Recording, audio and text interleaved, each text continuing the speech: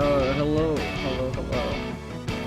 Sorry for the lack of starting on time. For whatever reason, my background audio, and I don't know if you guys can hear it, for whatever reason my background audio is tripping my talking head for some reason.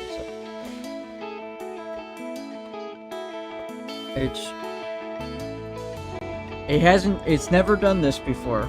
This has never been a problem before. So I'm trying to troubleshoot it.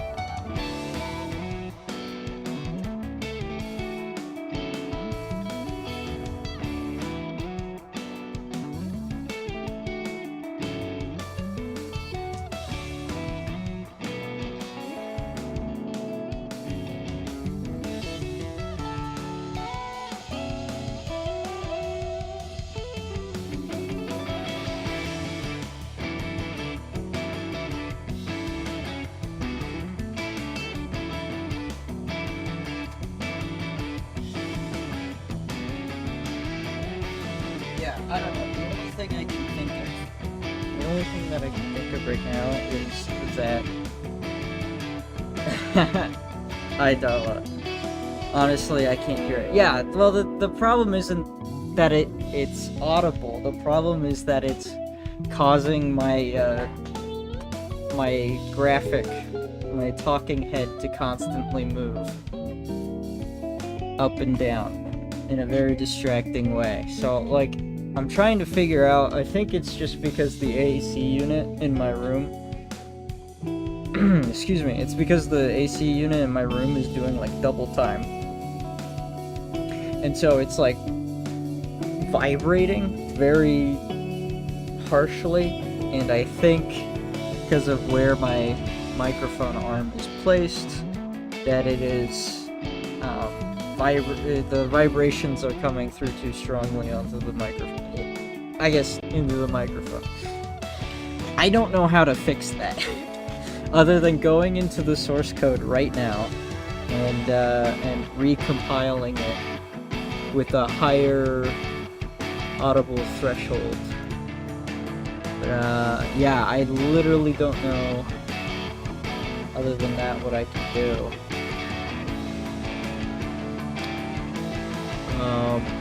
I suppose... there's a couple fixes I could do, but they all take way too long. So, maybe I just have a very distracting bouncy guy in the middle of the frame. That's just how it has to be. Let me pull up some music.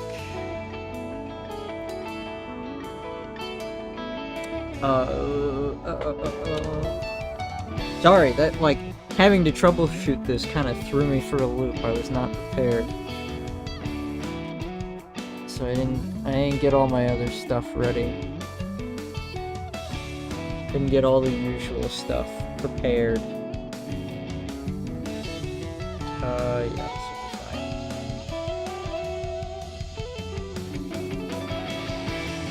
fine. Oh no, that playlist is far too short. Alright. Good luck then. I don't know how to help either. Yeah, it might just be something to do with the AC unit. Literally nothing I can do.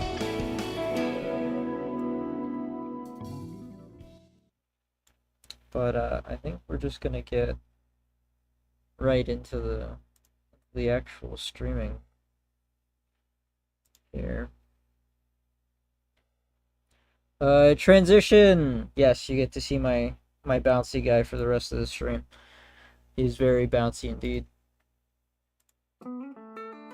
Okay, music is going. I'm gonna have my phone. Wiggle that. Yeah, but as you can see, it's as if I never shut up. Oh, now I hear it. Is it really that bad? Is it really loud? Maybe I can try something real quick. Go ahead and go to sounds. Properties. levels, and then we'll just take that down a little bit. I don't want to make myself too quiet. That doesn't seem to be doing anything at all. What if I... Yeah, it's like a very low hum that I can hear. Now if I bring this... Oh, maybe... Well, it doesn't let me apply... Actually, the audio balance doesn't do anything. Unless... No, yeah, it just doesn't do anything. What the hell? Okay, well there is no point to do that.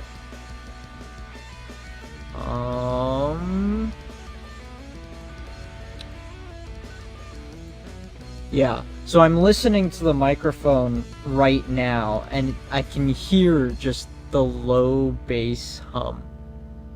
That is coming directly from my AC unit. It is just vibrating across the floor, into my desk, into my mic arm. I don't know if there's a good way to prevent those shocks or anything. Whoops. Got an earful of my Windows notifications. Yeah, and it's like, I can turn the volume, I can turn my gain all the way down on my interface, but it actually doesn't really do anything. It makes me sound echoey. Oh, well that's probably because, hang on. That's because I am listening to my audio and I forgot to turn that off. So I've got a bit of an echo going. That's probably why the vibrations are doubly loud. Okay, so that's done. We're not doing that anymore. I could also use the listen on my audio interface.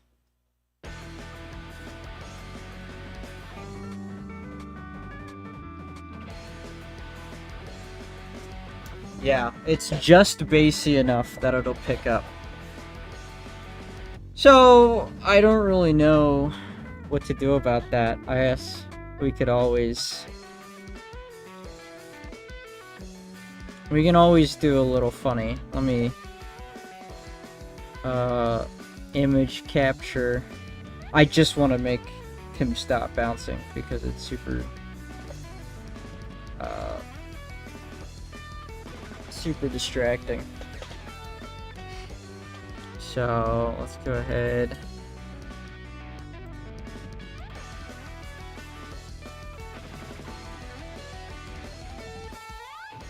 Yeah. You guys can see it on, well, no, you shouldn't be able to see it yet. Let's put it here underneath that.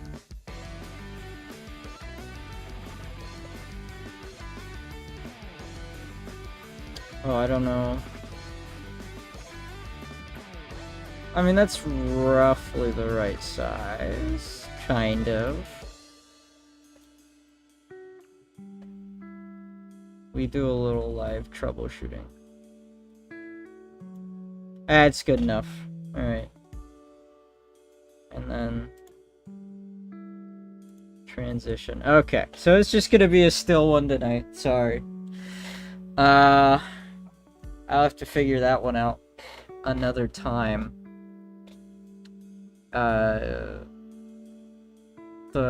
guess the biggest reason why it sounds super bassy is because the equalization on my audio is...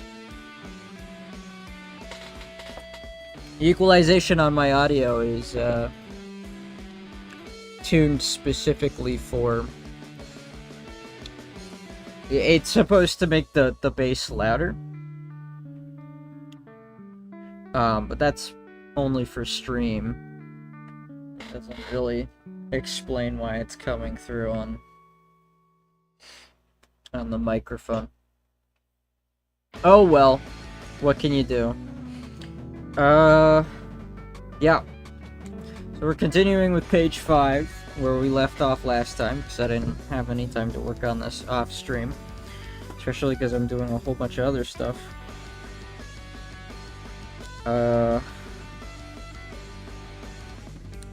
Oh, crowd shot.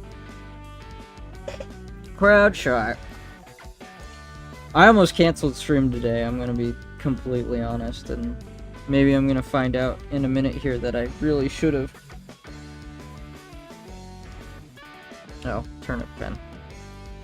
Find out in a minute here that I really should have, because I had kind of a rough day at work today, and I just didn't want to do anything.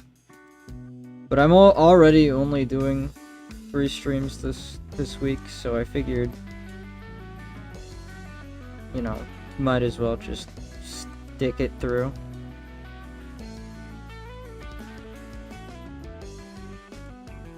Yeah, you could call it tired. You could call it a lot of different things.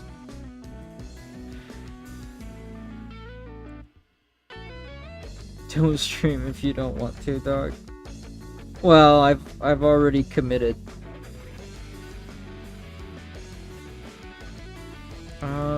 How do I want this to look? Getting caught up in the details. I've already committed. It's already a thing in the schedule. We don't deviate from the schedule.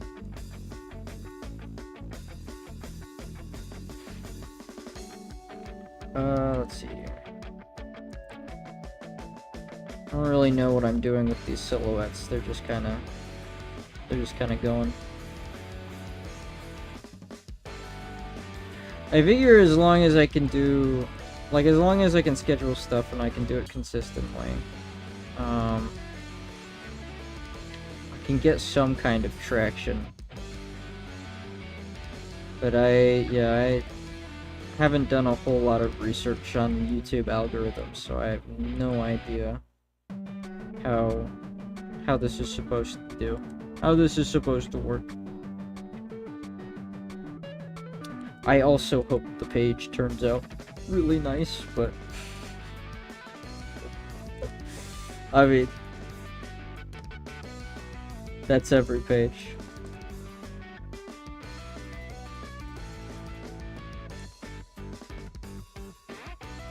Yeah. Oh, wow. Also hot in the room, which is why the AC is going, so that doesn't help. But oh well. We persist. We shrimply keep going.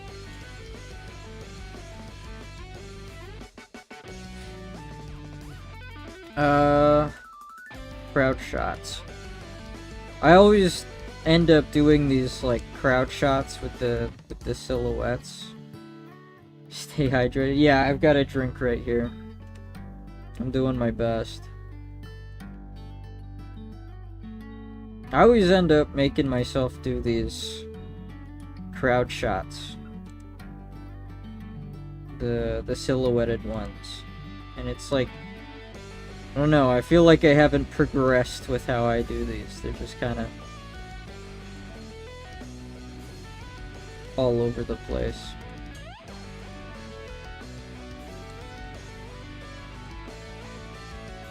I haven't learned anything from doing these.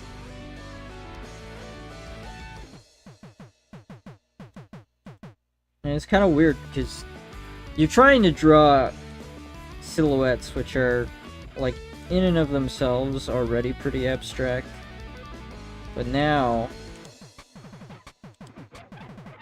you want there to be like some kind of clear logic to them, right? But I don't know.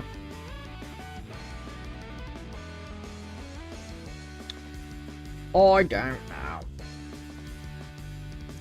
It's also an issue where there's a certain amount of detail that I actually want in picture here, and I don't know where the detail should start to taper off into silhouette. So it becomes this one big guessing game. I mean, you could probably say that for like all the art I do, but in this case, it really is me just flailing around until I get something that I think looks passable. So we'll go with that. There's clicking in the song. There's clicking in the song and it threw me way off.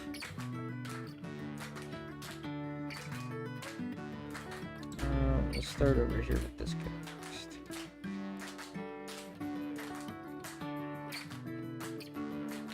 Isn't that what art is anyways?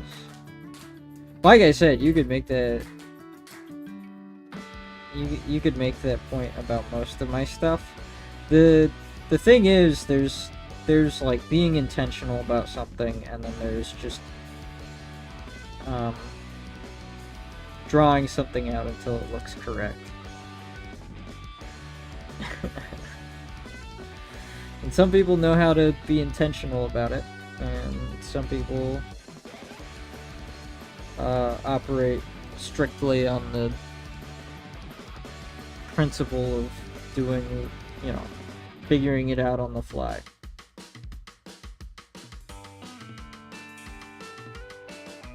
One of these days I will not be a headless chicken, but for right now I am a headless chicken. Shrimple as.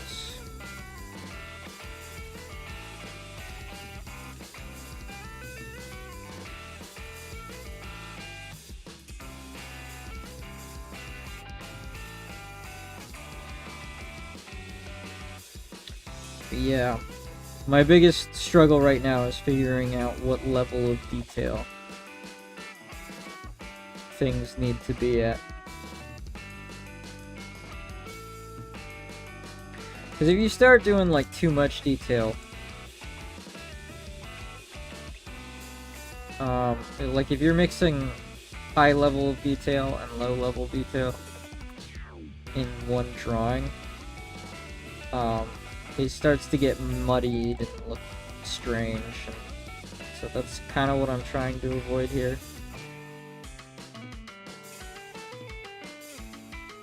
To what degree, I don't know yet.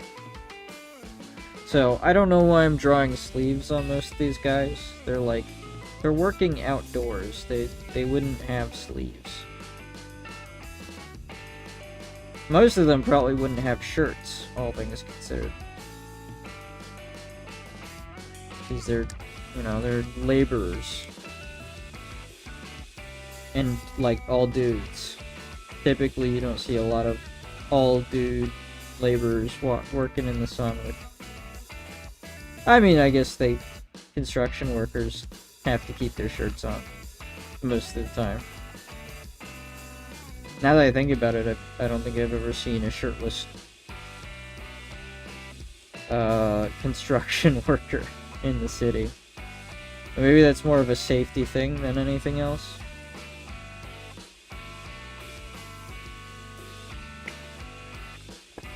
Because I wouldn't want to be working on asphalt, laying concrete while shirtless. You know, maybe some people are okay with that, but I don't think I would.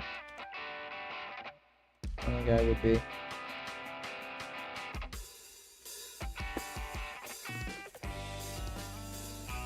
I hope the audio is coming through okay. I know sometimes I'm not really speaking into the microphone, and that is a problem, because then my voice gets mumbly. If it gets mumbly, it's quiet. And that's no good for the stream. Okay, so this is no longer a sleeve, this is his arm. Very important distinction.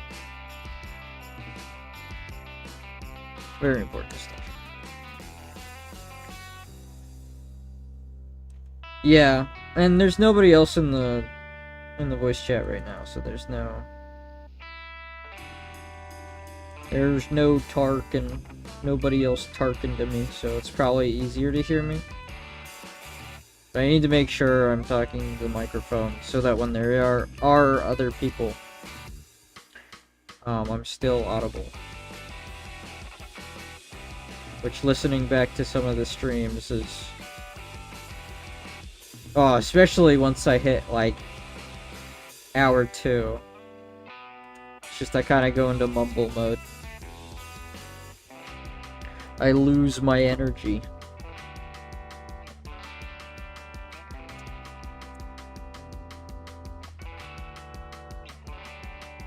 Clearly what I need to do is just pump myself with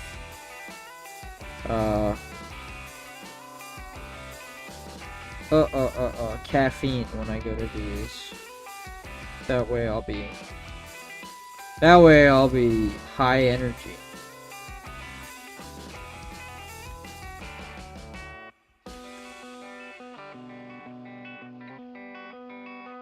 Yeah, I'd see people stream for like 8 hours. I'm like, why? Why would you do that to yourself? Me, I only stream for 3 hours, and it's a chore. Well, I shouldn't say it's a chore. I have fun. I just only have fun for the first 2 hours. If my previous streams are anything to go off of.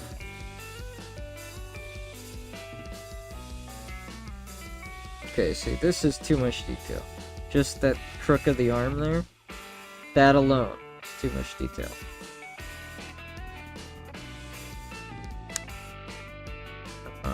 Maybe I'll have these forms kind of lead into each other so you can't really tell.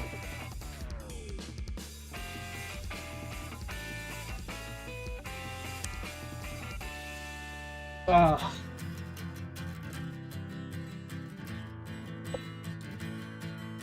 So I actually wrote down topics today for stream, which is pretty funny because these were all topics I was thinking like, oh yeah, these could be fun to have a conversation on. And it's something I've been talking about doing for a while.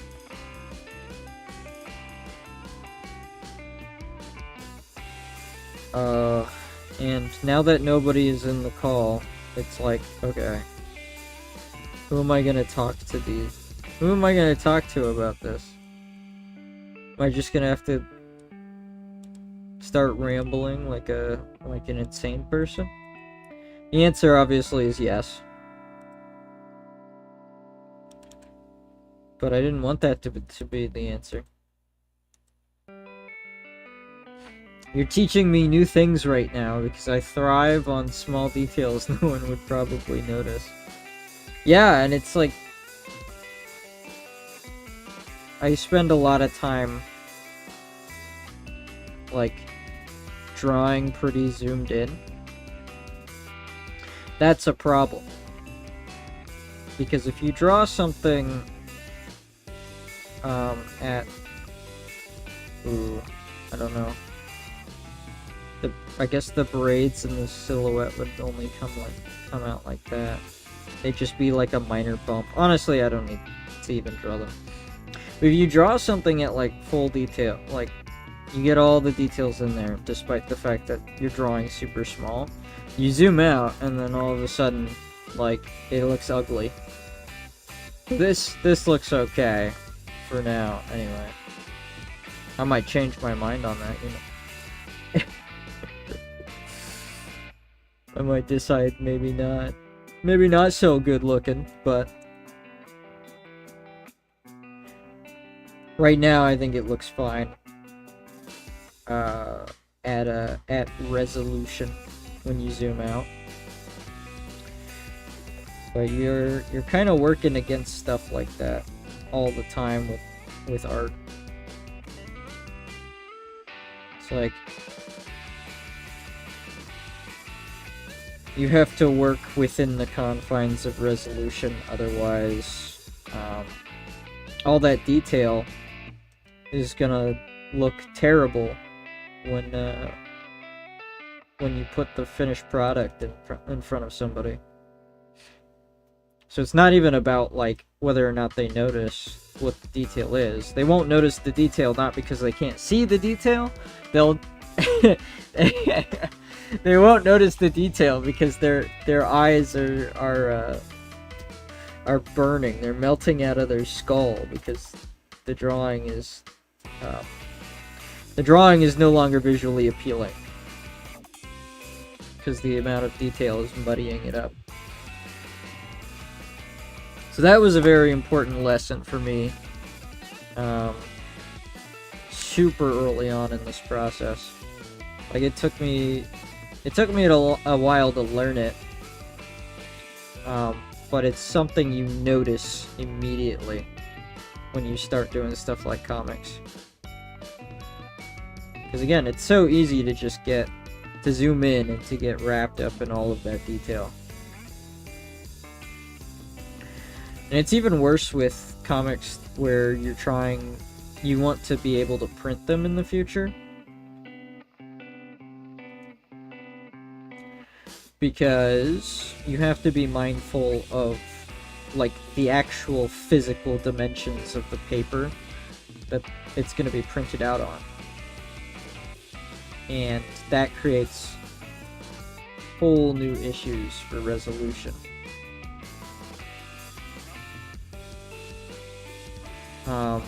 Luckily, because I'm using Clip Studio, it already has like features built in that kind of help with managing stuff that's gonna go to print, that's gonna become physical. So I figure if I just draw it as if it was going to print from the outset, I get ahead of all of those issues, and I have something that's visually appealing in the digital and potentially at the correct resolution for actual print. And that's important, because you never know when you've got something really good and that people are gonna want to buy physical copies of.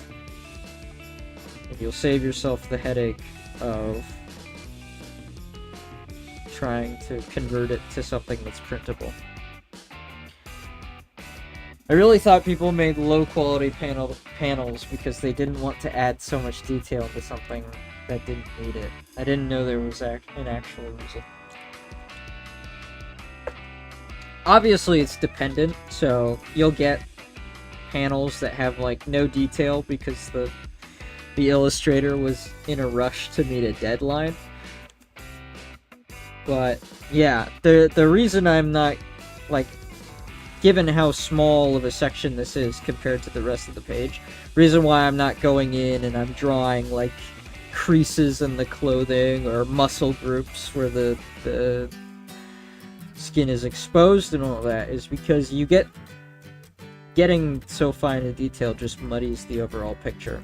And readability in comics is paramount.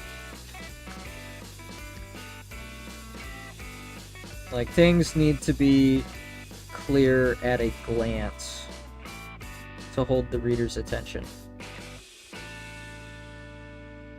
I guess they don't need to be, but it makes minimizing the barriers to entry for your comic is important.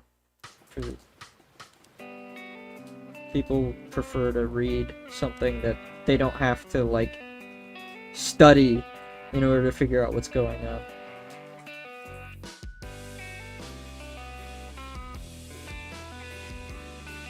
Because you spend maybe like, well, I know I definitely spent more than 3 hours per page, as we've clearly seen. But you spend more than 3 hours per page and you end up like a reader's going to only look at it for like 5 seconds. Maybe a little more if there's a lot of stuff to communicate, but ultimately the input versus the output is going to be, there's going to be quite a margin there between the two.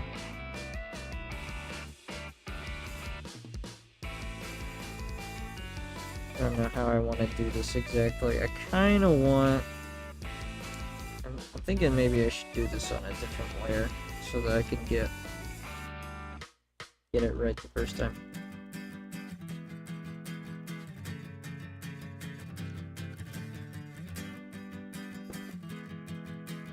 I never thought about it that way. Yeah, I mean, the more you know, right?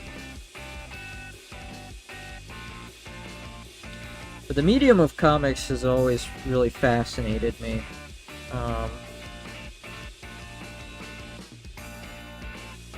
Because even with stuff like animation, you have the same kind of principles.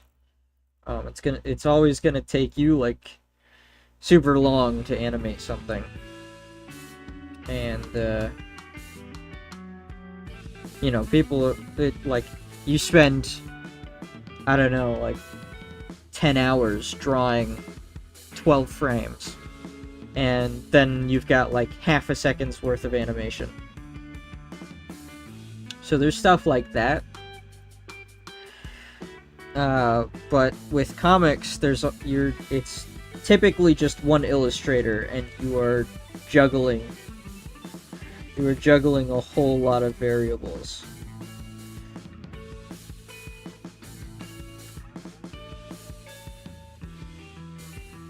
I don't know if that's a good way of putting it.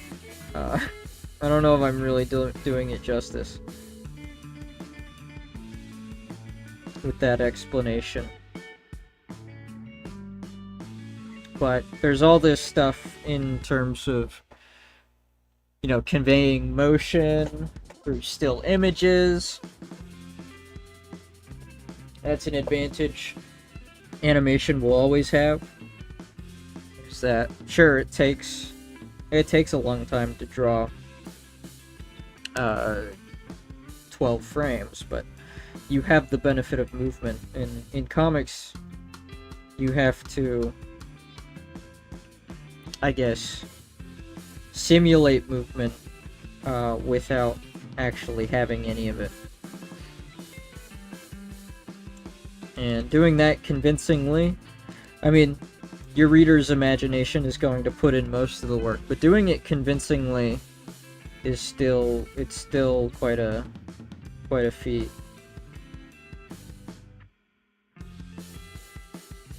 Okay, that's right. I was going to make that new layer.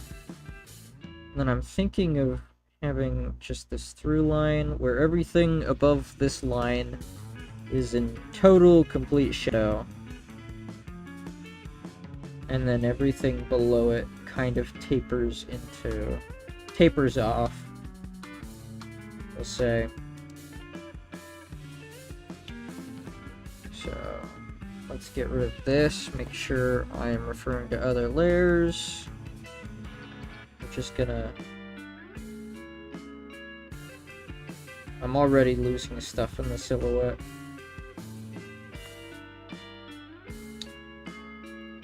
You can kind of tell what's going on, but only if you saw the initial drawing. So yeah, the difference between those lines there is really important. So I think instead of just doing the full silhouette, we're gonna go with some hatching. And then I'm just gonna have to be careful about how I do my hatching, because I still need it to taper.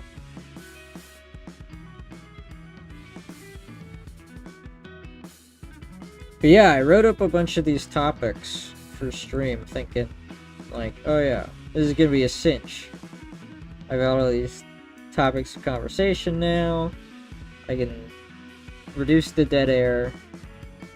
Easy as that. Easy as pie.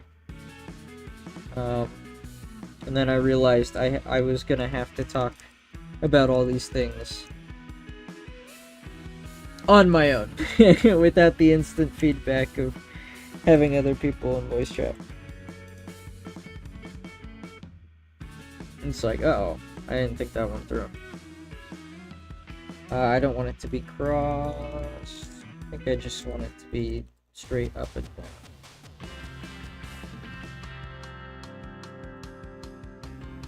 I don't know why I undid all of that. I could have just pressed the thing that clears the layer, but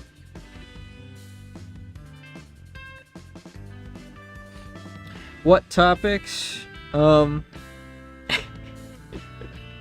let's not spoil the future streams, okay?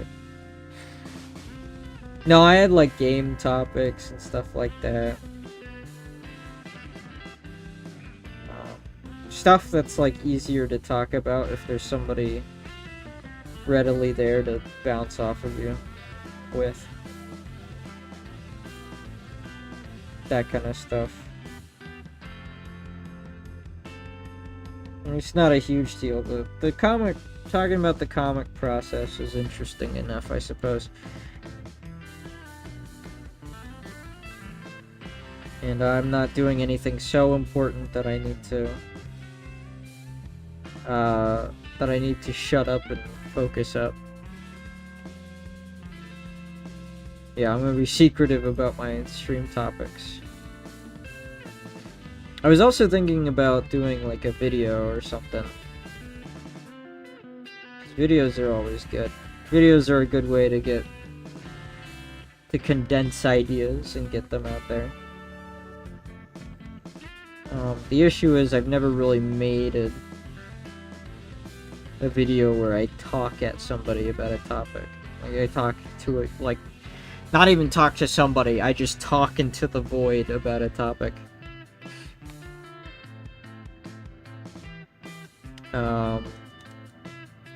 It's like there's a lot of opportunity for stuff like speed draws or something like that. People love speed paints. I think I did a speed paint like way back in the day, but I probably either deleted the video or it's like on a different channel, I don't remember.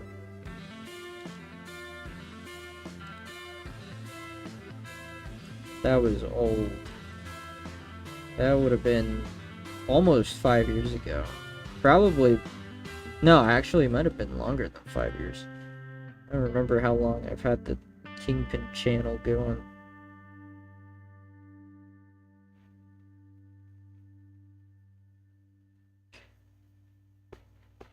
Ay caramba.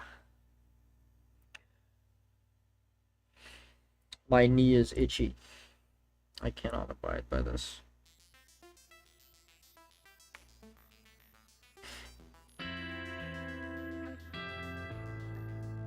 Okay.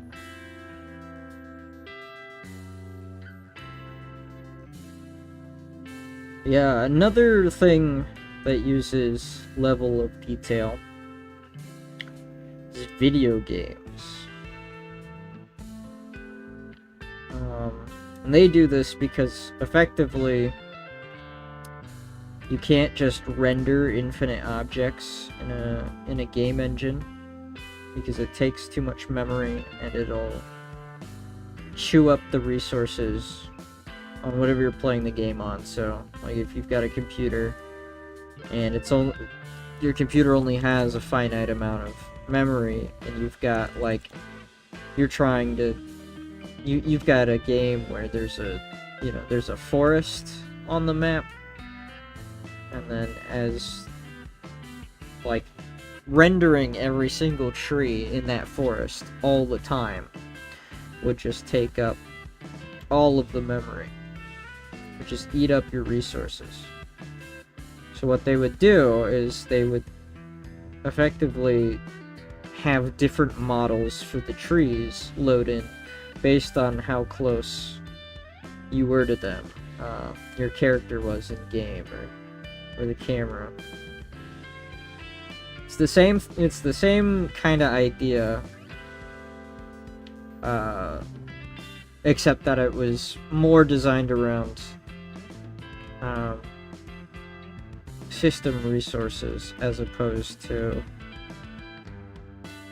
like not using up system resources as opposed to, oh my gosh, it looks so muddy when all this stuff is viewed at a distance.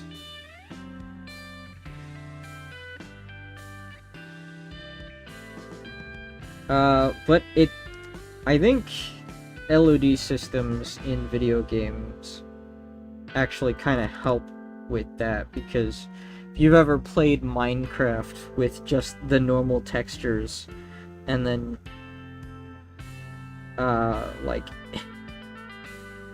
looked at a tree line in the distance, at a forest in the distance, and saw just how disgusting the tree texture can look, especially in like older versions of the game, where it becomes like this disgusting moi, I don't know, French word. This is the word. That's the word I was trying to pronounce. You get this pattern that shows up when you're looking at the trees in Minecraft from like a certain distance, and it is hard on the eyes. It's not pretty. People don't typically like looking at that kind of thing.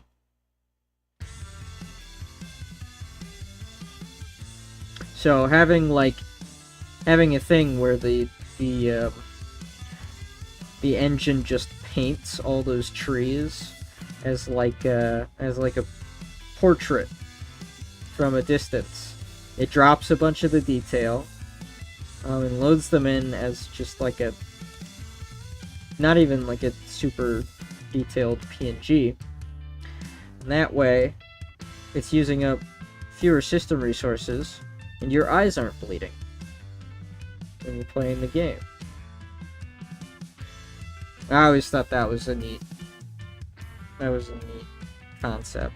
I'm more talking about like the leaves on the trees, because they have gaps in them that are transparent that you can see through.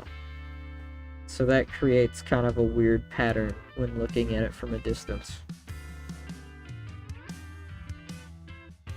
But even in like other games, I mean, you've probably played a game before where you noticed something like texture popping.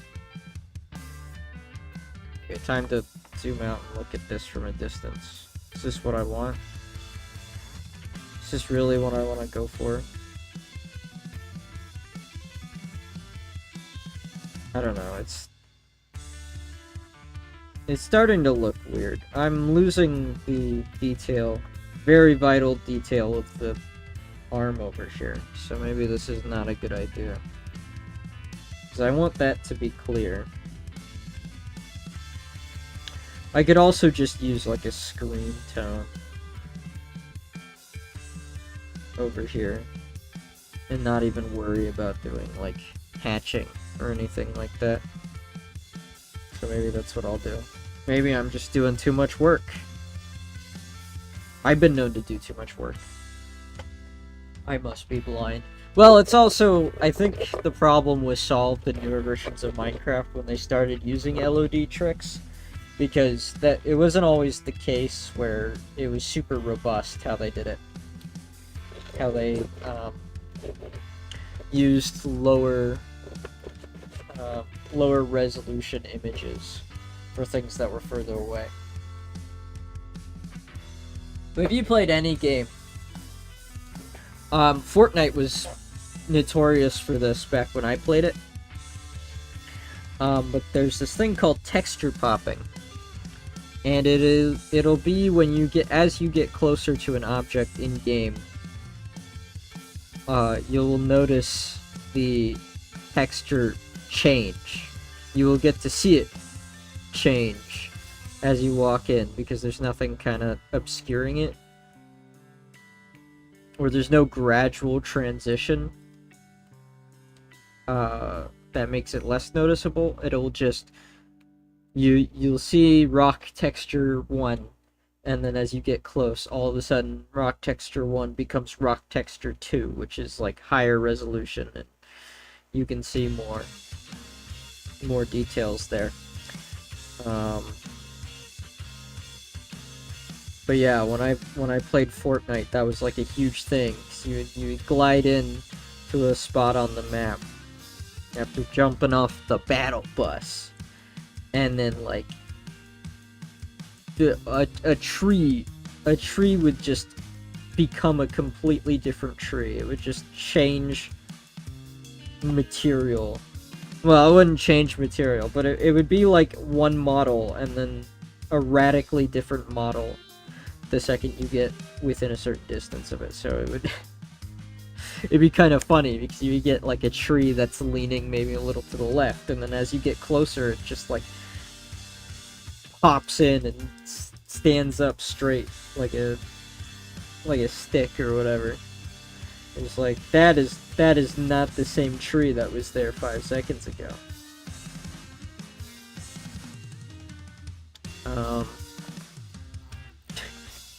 So I always thought that was kind of funny.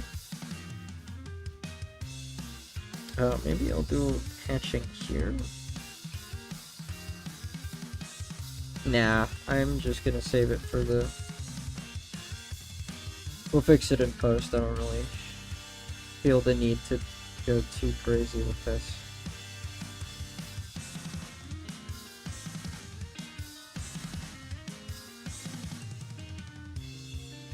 Yeah, okay. Excuse me. I don't know, I'm spending too much time on that panel. This guy looks a little funky, so we're just gonna have to fix him up. Nothing to it. Believe it or not, that was not one of the topics I intended to talk about tonight. Things just kind of happen.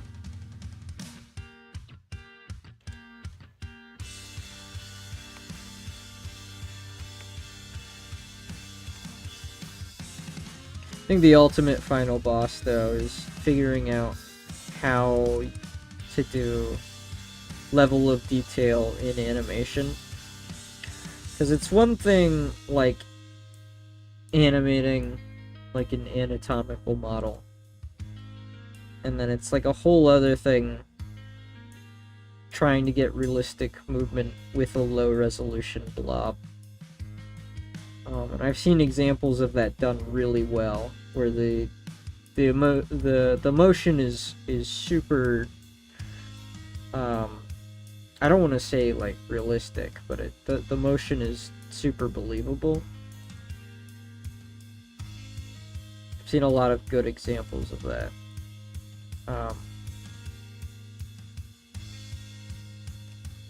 But even then, it's just like. There's no structure to it because it's so resolution you can't really add the level of detail necessary for structure, so it's kind of like going back to that thing earlier where I was just talking about working at something until it looks right as opposed to being purposeful when you draw it. Let's see here. You know, as strong... Anyone who can animate with high levels of detail, I am amazed. I could barely animate my Madness combat character waving. I guess the level of detail doesn't actually matter a whole lot, so long as you know how to animate motion convincingly, which I don't, so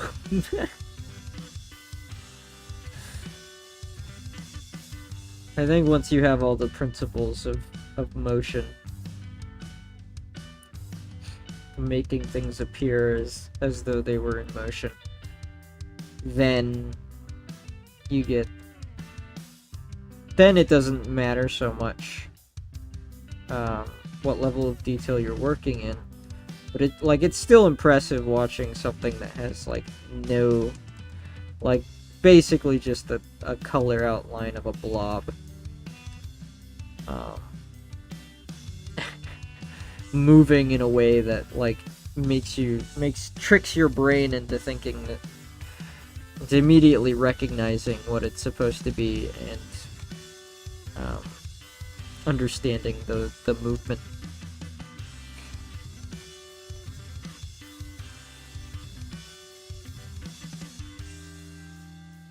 Yeah, it's all about those fundamentals.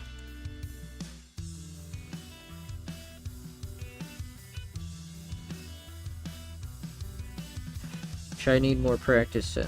I've been getting sloppy with my my anatomy. I need to hit the books again. Anatomy is one of those cool things where it's just like every time I go back to it, and I've gotten like it's something I have to go back to every few months. Every time I go back to it, you learn something new, even if you're drawing the same thing you were drawing the last time you went back to anatomy. So very important to learn and relearn those things. I think people kind of forget about that. They kind of do something, and then when they think they've got it mastered, they don't really revisit the exercises.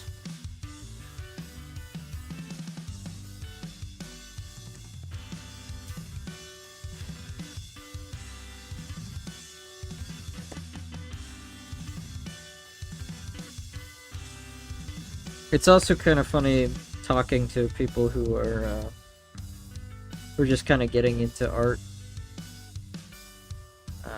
People who are very new to it. Because they always seem super resistant to the idea of learning fundamentals.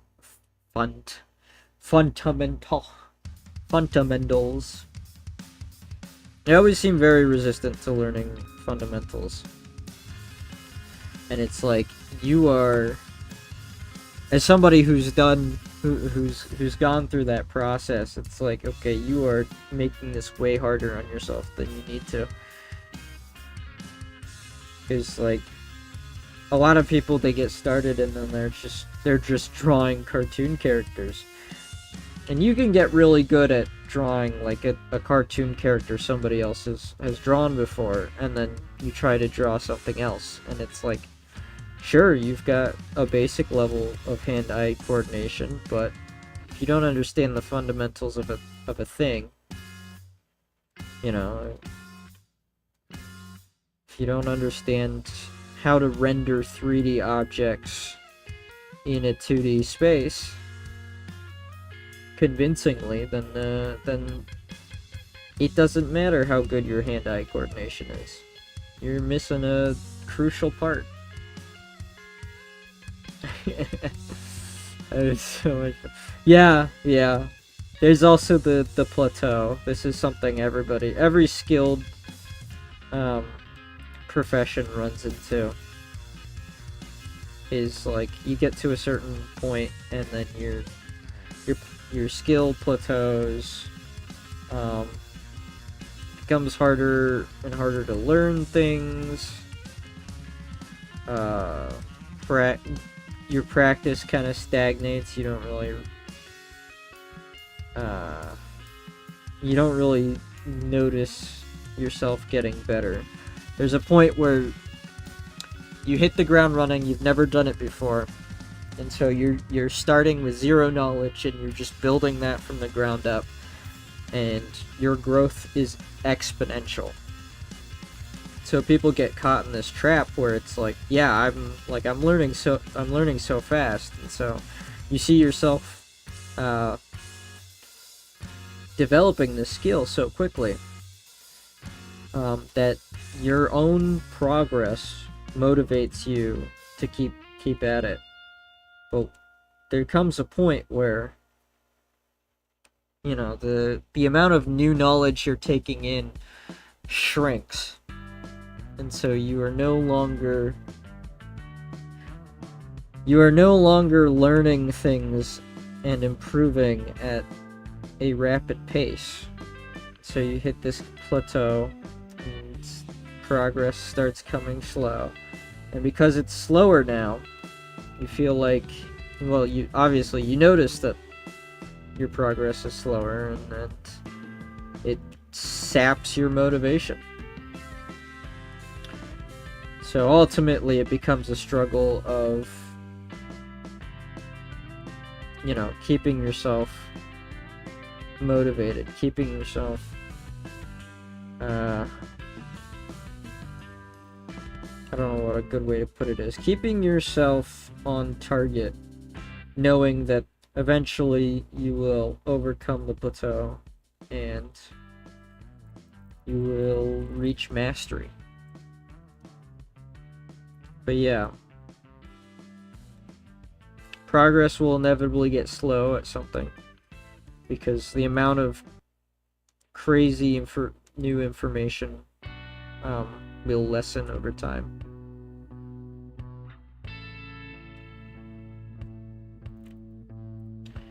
And that hurdle is difficult for a lot of people. Most people quit once they get there. And you just gotta know that, like, no, you're probably not gonna be a prodigy to every new skill that you try to learn. So once you hit that plateau, you've gotta just keep at something. Keep at whatever you're doing, otherwise you're never gonna get past it. Sometimes it's just a matter of restructuring how you're learning something, which can be super difficult to do because it's like nobody really knows how to learn what the most efficient way to learn something is, to learn a skill. So it's to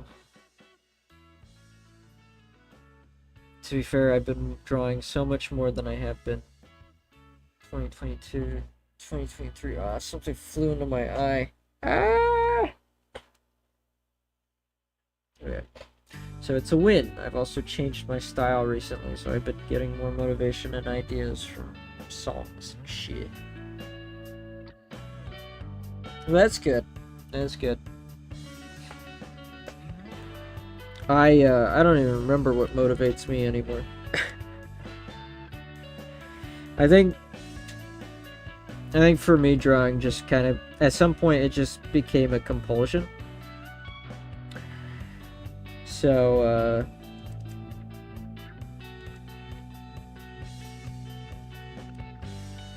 even if I wasn't motivated to draw anything in particular, I would always end up drawing something. Something I need to study is probably mouth shapes. Because I've never really been satisfied with how I draw mouths. Always felt like there was something missing. What was I talking about? Yes, it's a compulsion. So, like, there would be times where I just start a project, and then even though I couldn't work up the motivation to continue the project, I would still be drawing, just not anything to do with whatever I actually wanted to get done. I could go maybe a couple days at max without drawing. And then eventually I'd just start doing it again. Unless I got sick.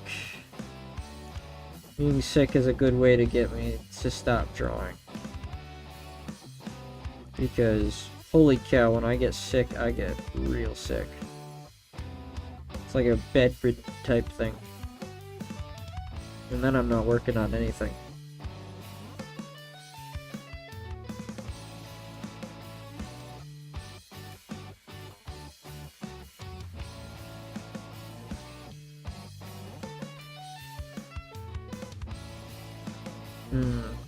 Hmm.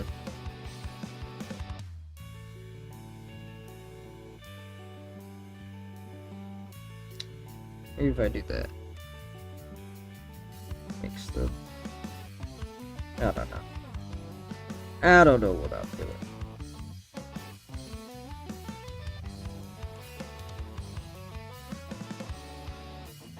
Ooh. Sweating again.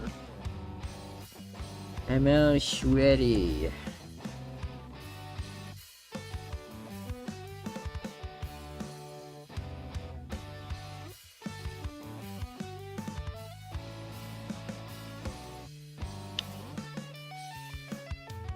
Ooh. Like there was something I was talking about before we got on the topic of motivation, but I can't remember what it was.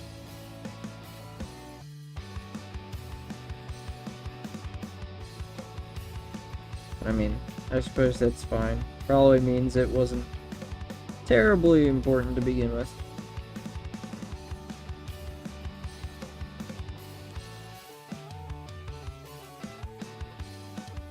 Don't know where this tongue placement should be.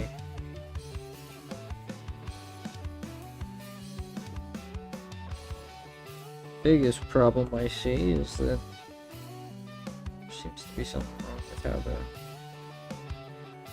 how much space there is left over, but I don't know.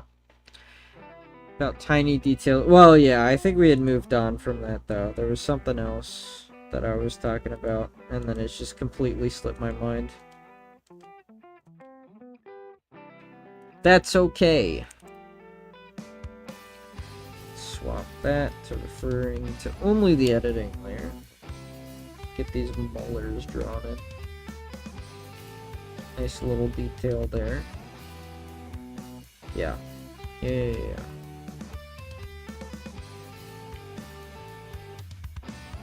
I think these are technically supposed to be the canons, but I don't know that he needs to have very pronounced ones.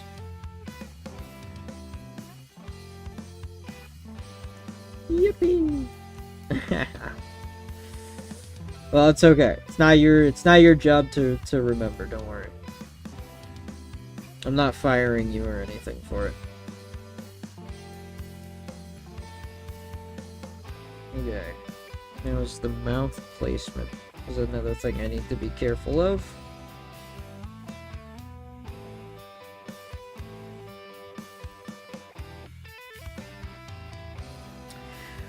Always a good tip to flip the canvas, if you're not sure about how something looks. So that's a great way to catch interesting details. Yeah, I don't think I could fire you if I wanted to, seeing as you're not employed. Hate to break it to you this way if you're just finding out, but I am not your employer, actually.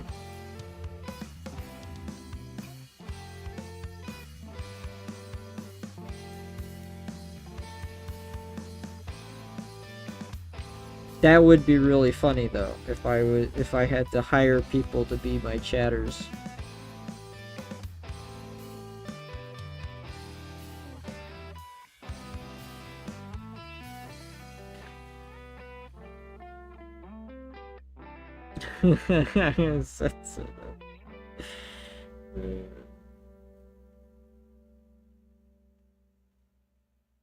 Trigger warning.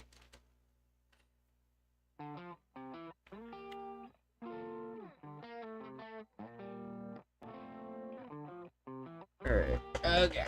I need a little more.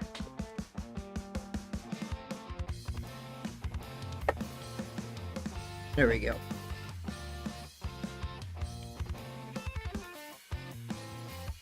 Okay, I'm just gonna have to live with it.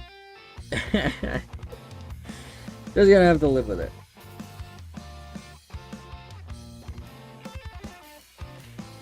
Now, do I want this guy to be bald?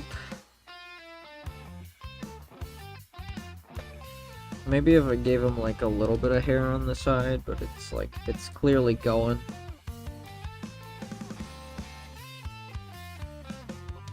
Whoops, that's not what I wanted. Shit, the new speakers my dad made is shaking the fucking house. Damn.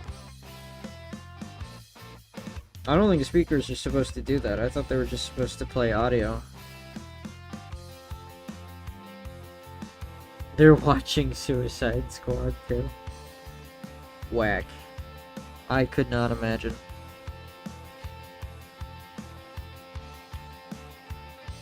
He really wanted the home theater setup, huh? I've seen some pretty gnarly home theater setups. I always thought the theater was like a little too loud to make any movie viewing experience to be really worth it. Maybe that's just me. I know a lot of people really like seeing movies in the theaters. In the theater.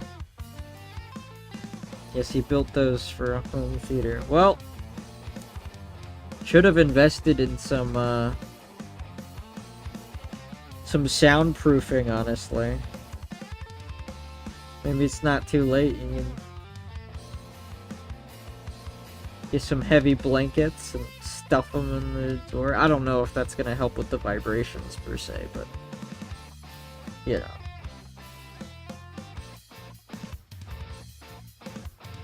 There's gotta be some way to mitigate that.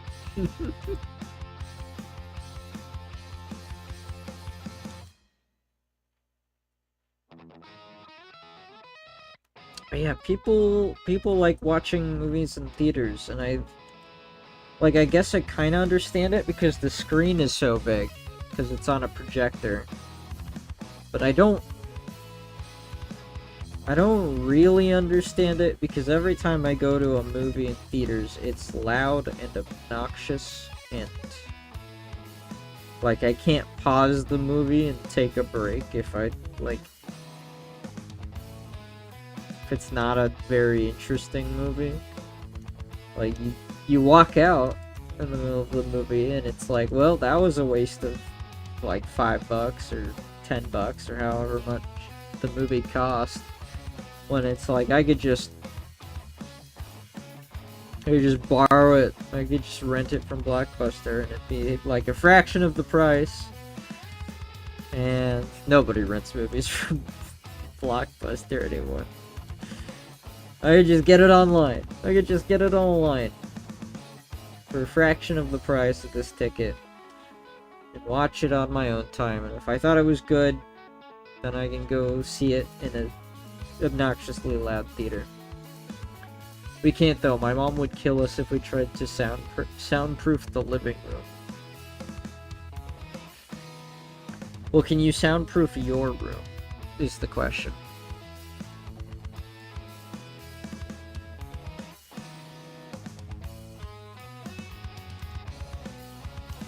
Because you might not be able to soundproof, like, the living room, obviously. But if you can soundproof your room, you might not have to listen to all those explosions, you know? Shoot 'em up movies on high volume, no one cares anymore. This is so sad. Maybe what he really needs is better taste in movies. I don't know. No, there's plenty of shoot 'em up movies I like. I don't know if Suicide Squad is in that camp, but I guess it would depend on which Suicide Squad.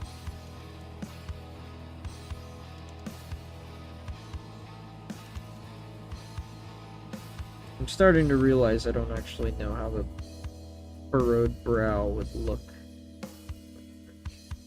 I guess he's not so angry, so I don't need to make it like super in depth.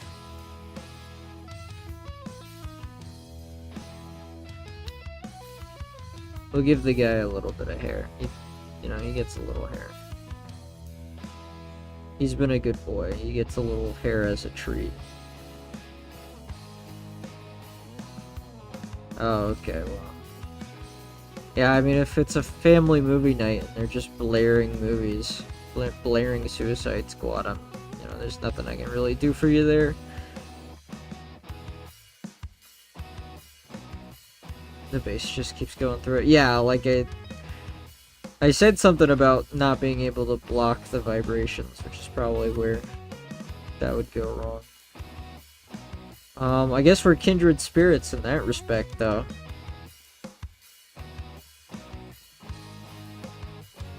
Because, pretty sure the whir of my, AC can still be heard.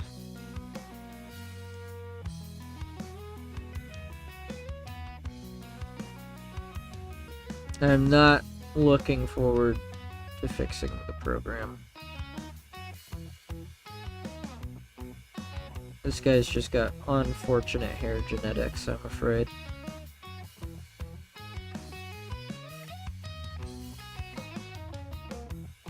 Sorry, guy. Better luck when you're reincarnated or something. I don't know.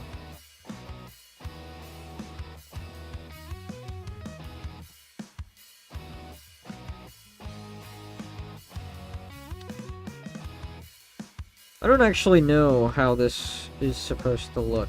I know I've seen this style before, but like I don't think I've ever actually had to draw it, so.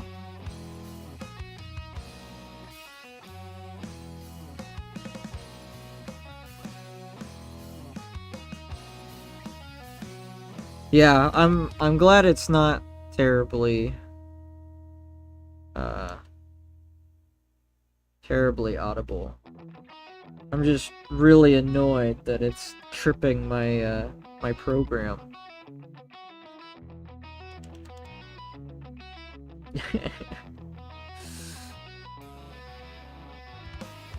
Don't know. I'm gonna have to do a few more alterations to the program before it's foolproof and ready, I suppose.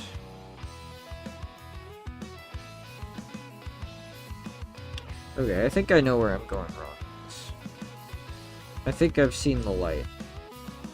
I think I'm coming around. It's gonna need to go up like that. Yeah. And then just have it like a little uneven. Oh yeah, okay. This looks way worse, but that's his problem, not mine.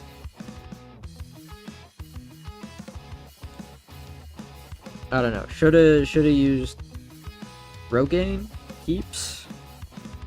Some kind of hair product. Bet he's kicking himself for that one. Okay. And then we're gonna... Well... Yeah, I'm gonna get rid of this. I'm gonna get rid of this. Bring it down here a little bit.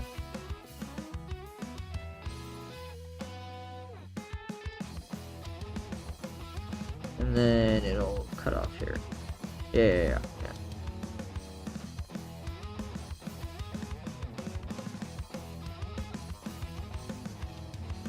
Have it break like that. Let's bring back the panel border. I know what I'm looking at.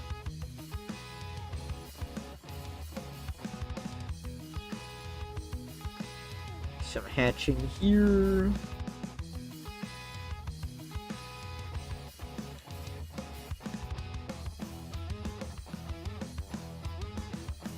Excellent. Wheel. Yeah, it looks decently old. I think I should probably give it a rest, but His jaw is kind of messing with me.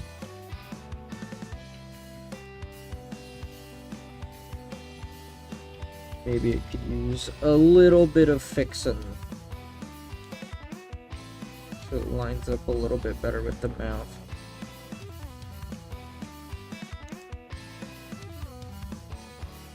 Yeah. Yeah. He's gonna be a blockier guy, I suppose. Nothing wrong with that.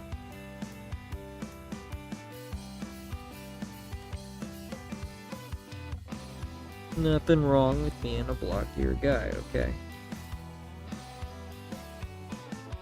The head shaped like Minecraft Steve. That was mean. I didn't need to do that to him.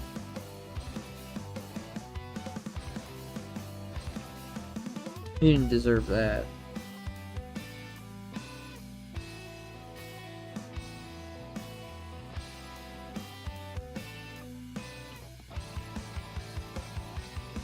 But it was kind of funny, so... Sorry, bucko. Okay. I don't want to add too much detail and get lost in the weeds again.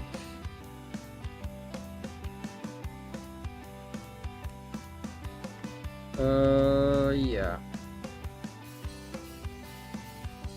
Where did that stray line come from? Okay, that was from here.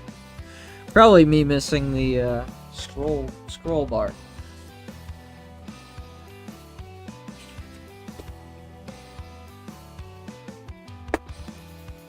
Ugh, I'm gonna need to re-up on my refreshment soon. Okay, so I made him a little older than what I had in the original sketch.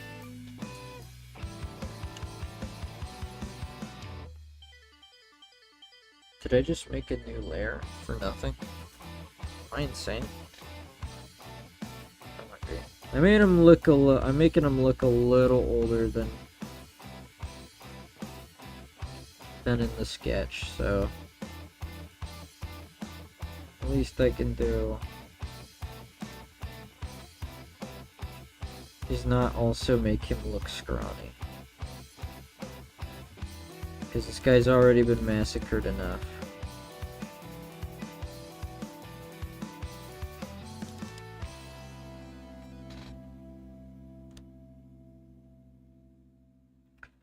He's already dead.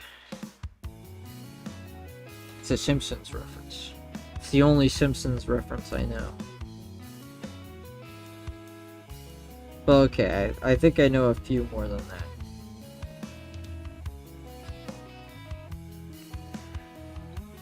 I'll be a little facetious about it. Yeah, let's give him some bags. He's earned them.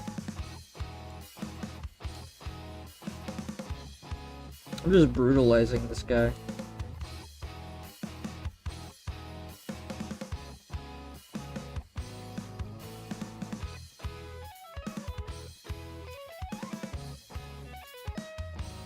This is what we call a Rip Bozo moment. Not actually.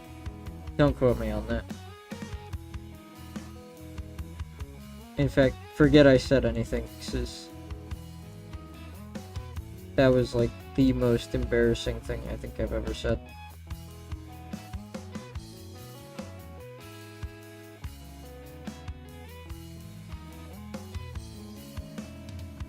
Compared to like what I had for the sketch layer, it kind of looks bad. Just because now I have to correct some of the proportions for no other reason than that. But I am in a fuck it we ball type of mood, so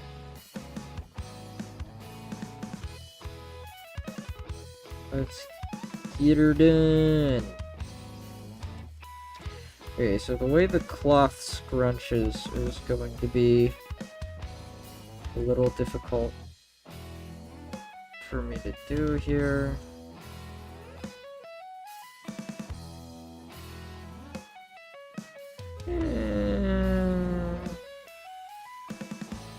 I live with that now.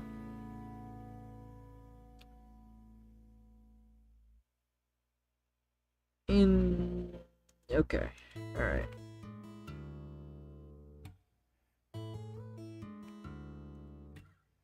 Maybe I can look at that.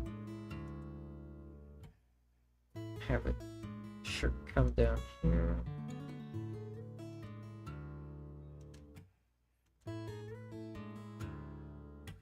Ah.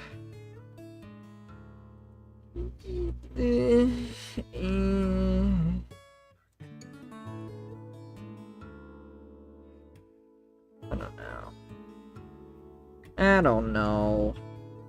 This is probably fine enough.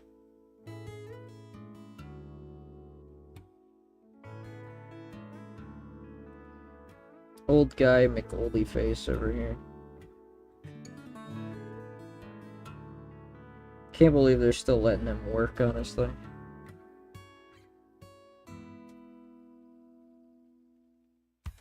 I'd have put this guy in the retirement home by now.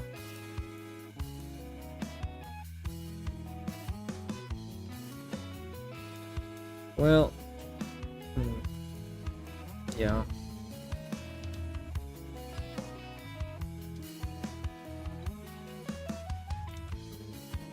Great commentary, I know. This is the kind of stuff people come here for. Whew. Okay, but we've at least drawn it so it'll justify his shoulder coming out here.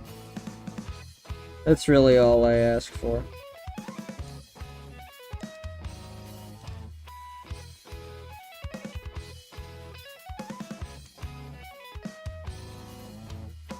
Let's get that collarbone.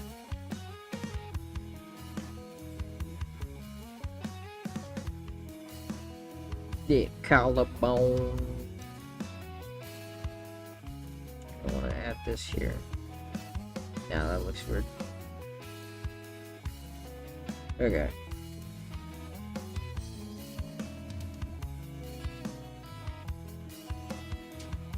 I don't know. Maybe I could make that. I think I'm spending too much time on this again. The eternal struggle. Not spending egregious amount of time on any given thing in a panel.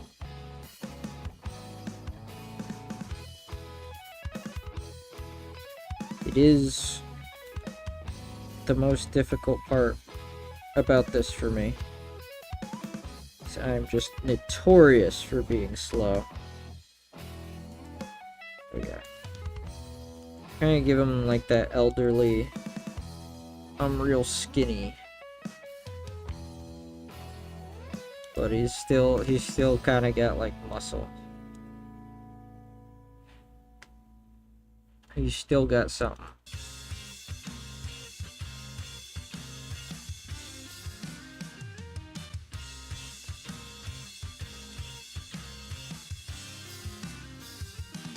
Maybe. Like, if you squint real hard, he's still got something.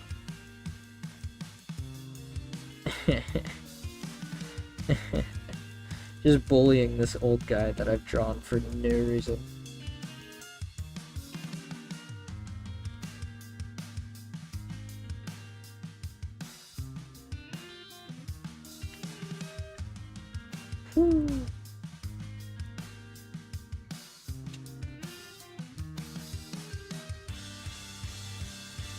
I never really took the time to figure out what he was holding here. I think I imagined it as like a big hammer or something. But, I have no clue. I haven't really left myself space, I suppose, to depict what it was supposed to be, so Oh well, I suppose. We'll just pretend it's something. I don't know, I can see it being a hammer. The guy probably works. The guy's working construction, so it's, you know, maybe something that breaks up. Not concrete, because I don't think they would have concrete during this period. It breaks up like stones. Building stones.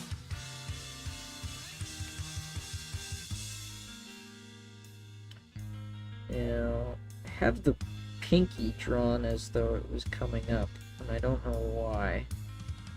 So I think it would going down like that, realistically. I don't know. Does that look right enough? That's all I want to know. Make the hand a little bigger. I want it to be proportional.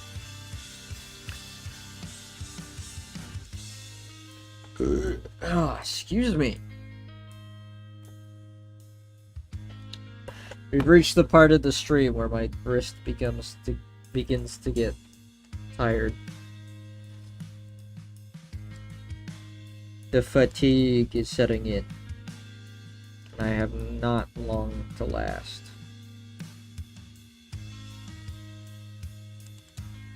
Also probably need to re-up on my water pretty soon.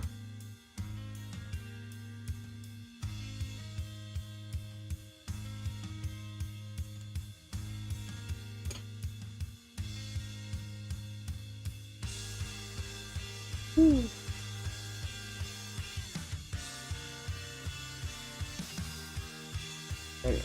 Let's get those creases in there.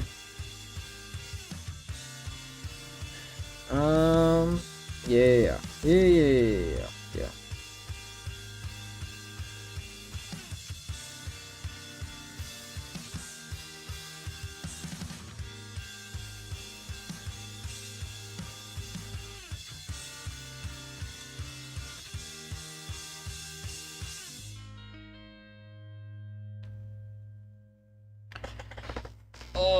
Okay, stretching time.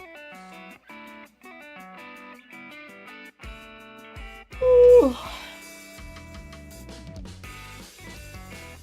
What is that? Oh yeah, I probably should. Probably shouldn't look at my other monitors while I'm working on this stuff. I don't need to know what's going on in the outside world. It's not important. What's important is getting this done.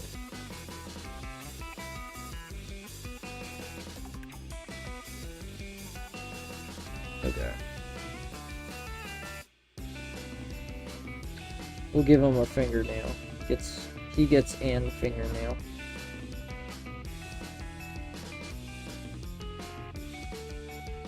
Most people don't even get that much, so he should count himself lucky.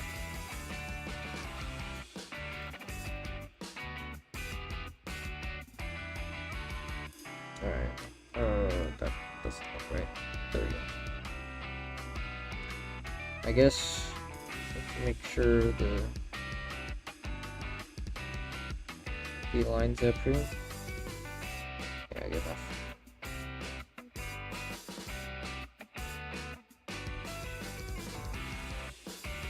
Those stick creases in. Okay. I think I'm actually gonna move this up a little.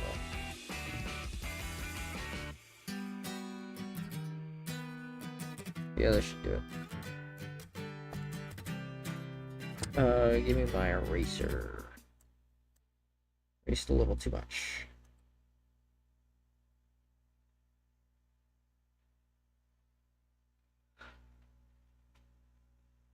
I don't know, with doing these, I'm always worried about, and by these I mean the stream, but like doing these streams, I'm always worried about leaving too much dead air.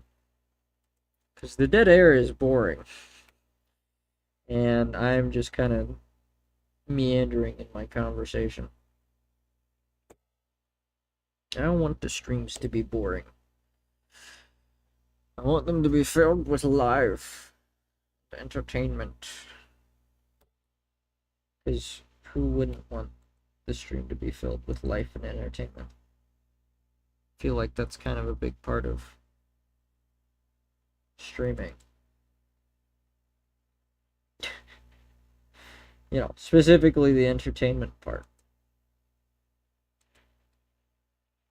I don't know. I've never been to like a dead stream that was entertaining. So maybe there's a correlation there. A correlation that might even imply causation. Were I to be so bold.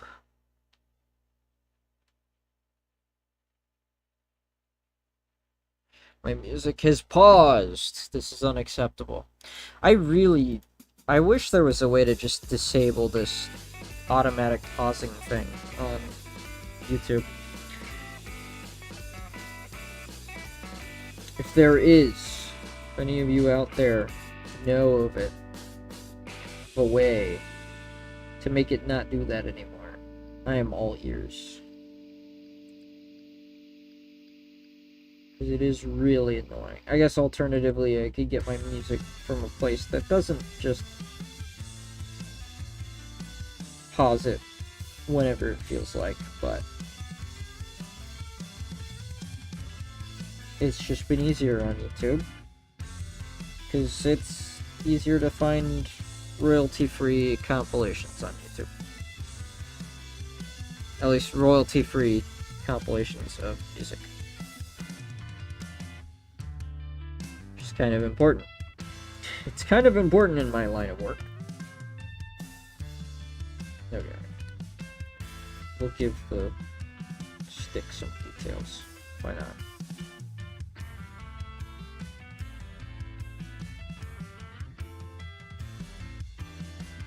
Give it some texture. It's crazy how much texture you can apply to an object with just drawing lines.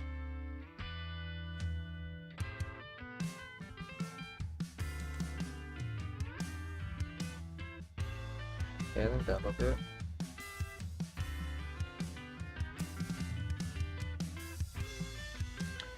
And then we can go ahead and get to drawing his wrist.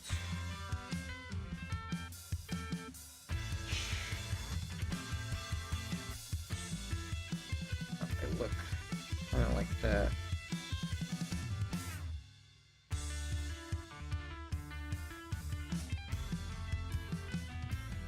Goes down there, and the muscle.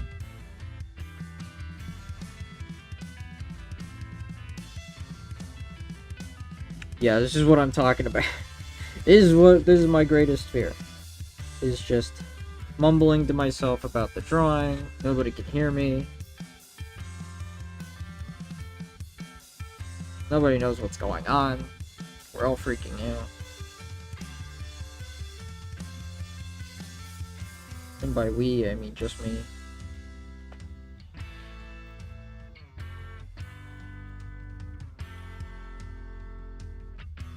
But, you know, it's just... I don't know. It's just like I'm on my own and I don't really have a whole lot to fill time with. At least you caught yourself doing it. Well, that's almost even worse. It's like, oh, well, at least you identified you were going senile. It's like, yeah, but didn't stop me from going senile. I'm still senile. I'm still struggling, man. Yeah. No. We're cool. We're fine. We are not about to perish. Wait, I think that needs more detail.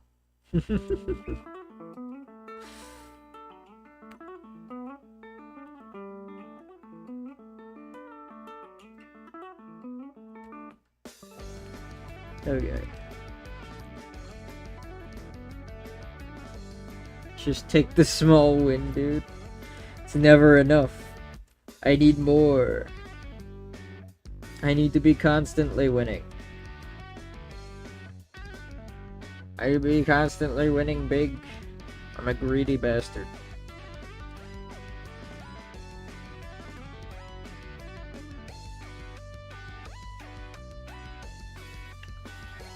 Alright, old guy. Alright, man, with unfortunate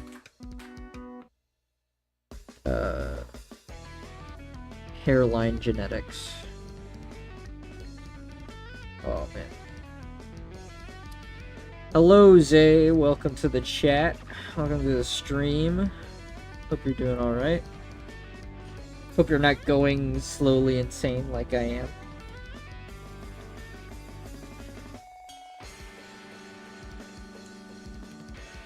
Oh, man. Old guy chin. I keep going back to his jawline, thinking I'm gonna reinvent the wheel here, but I never do. I never end up actually reinventing the wheel, man. That is how I know I'm insane. They keep trying to do the same thing over and over again with it, expecting a different result. You've got a gambler's mind. So true. Okay, I think that guy looks decently old. I think we've done it. Well, you know what? You know what? The only thing that doesn't look old about this guy is his nose. Let's give him some plastic surgery.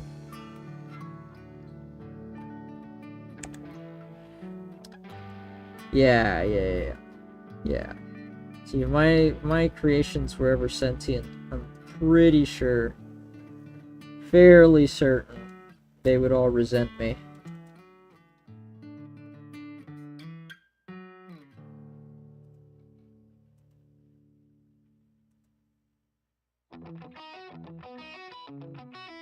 Ooh, good riff. Good riff to start with. Maybe we give him, like, oversized nostrils. That's like a thing old people have, right?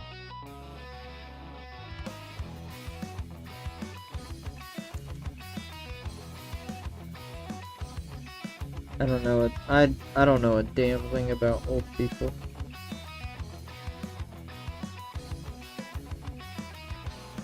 Except that they have no hair.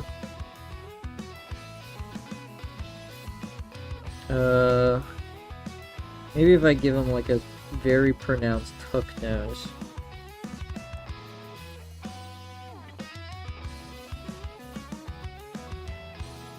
Oh, a very pronounced hook nose.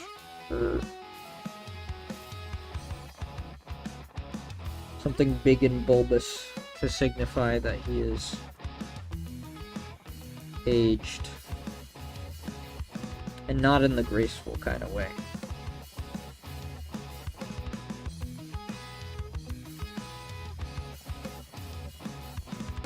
Actually, I don't know if that extra detail is really necessary. It's just kind of bogging down the general idea that I'm going for here. Again, we want readability. Very important.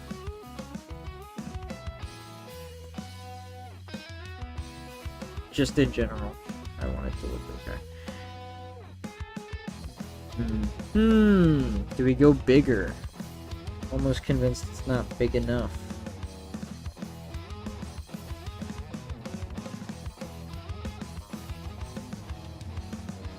We need to go bigger. Oh. There we go. It's accidentally erasing instead of inking. Yeah, nostrils bigger.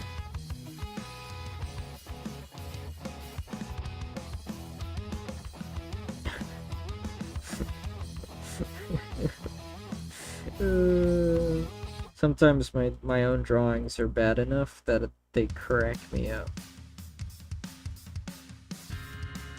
That's when you know you've got something good going on.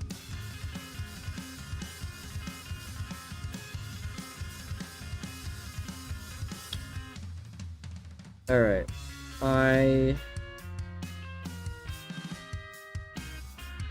See, the biggest problem just keeps coming back to this chin. And then it's like, I want to reinvent the wheel on the chin, and I never do. It's always just a chin. It never becomes more. Never grows beyond.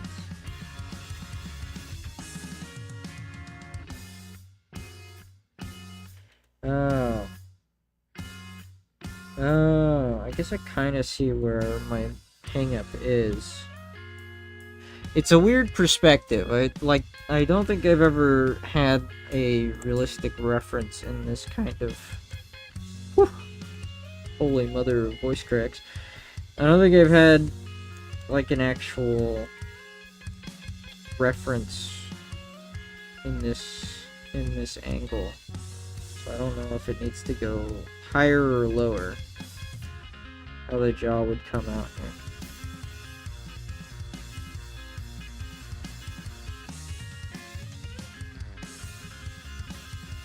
I think that's good enough. I think I'm just gonna leave it at that.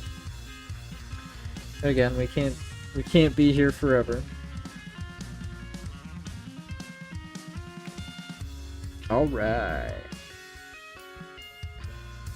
Get this last panel done here.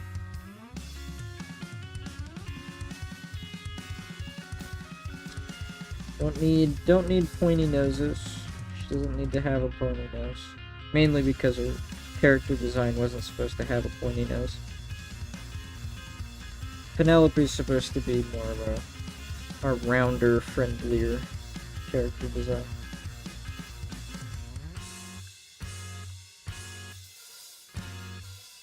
And that jovial thing going on.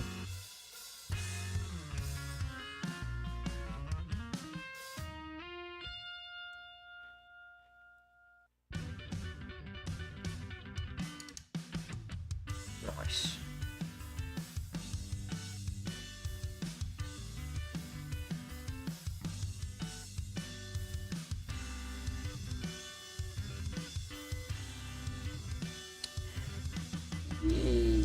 Yeah, I think that'll be fine.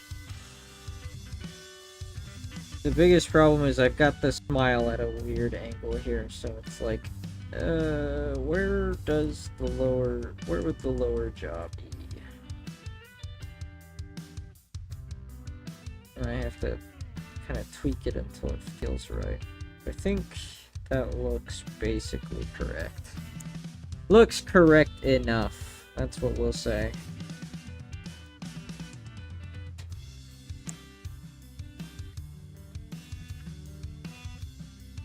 Okay, this is the part where I look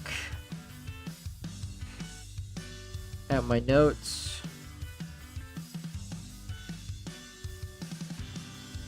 My notes are amazingly helpful. Thank goodness I did that. Could you imagine? Could you imagine if I hadn't? I can't imagine. I couldn't. I could not even fathom. Had I not done that just now, I would not know what to talk about. Oh wait, I don't know what to talk about.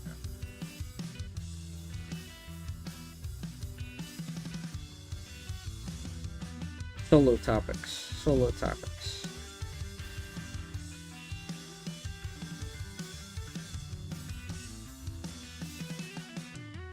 I don't know, it takes so much energy just to rant about something for 3 whole hours. I don't know if I could just muster that up out of nowhere. But, yeah. Hope everybody's doing well tonight. Hope everybody's having a good time. Even if just peripherally. Even if it's not related to the stream at all.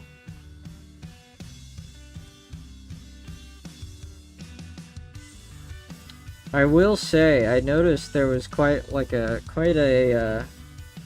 uptick in viewers from Saturday night stream. I thought that was kind of funny. I think it was probably due to the title, which shouldn't be surprising, given the nature of the title. What layer is this? I don't even know what layer this is. Alright. It's just a random layer that was created at some point. No idea why. No idea what it was meant for. It's just there. Cool. But yeah, I hadn't meant for the Saturday stream to be like anything special in particular, but it ended up I just had beer and I was like, okay, we're gonna do the classic drunk stream, and it actually went pretty well. I was happy with how that one went, and apparently it drew in quite a few people who watched a little bit of the recording, not a whole lot. Obviously, you can only watch someone be drunk on stream for so long before it's just like, okay, I've seen everything this person has to offer.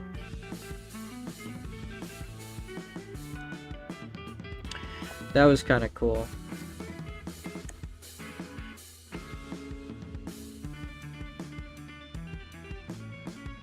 Oh. What's going on? Okay. Alright, yeah. Do want to ask, how do you know how to separate the columns in each panel? Like widths and stuff like that?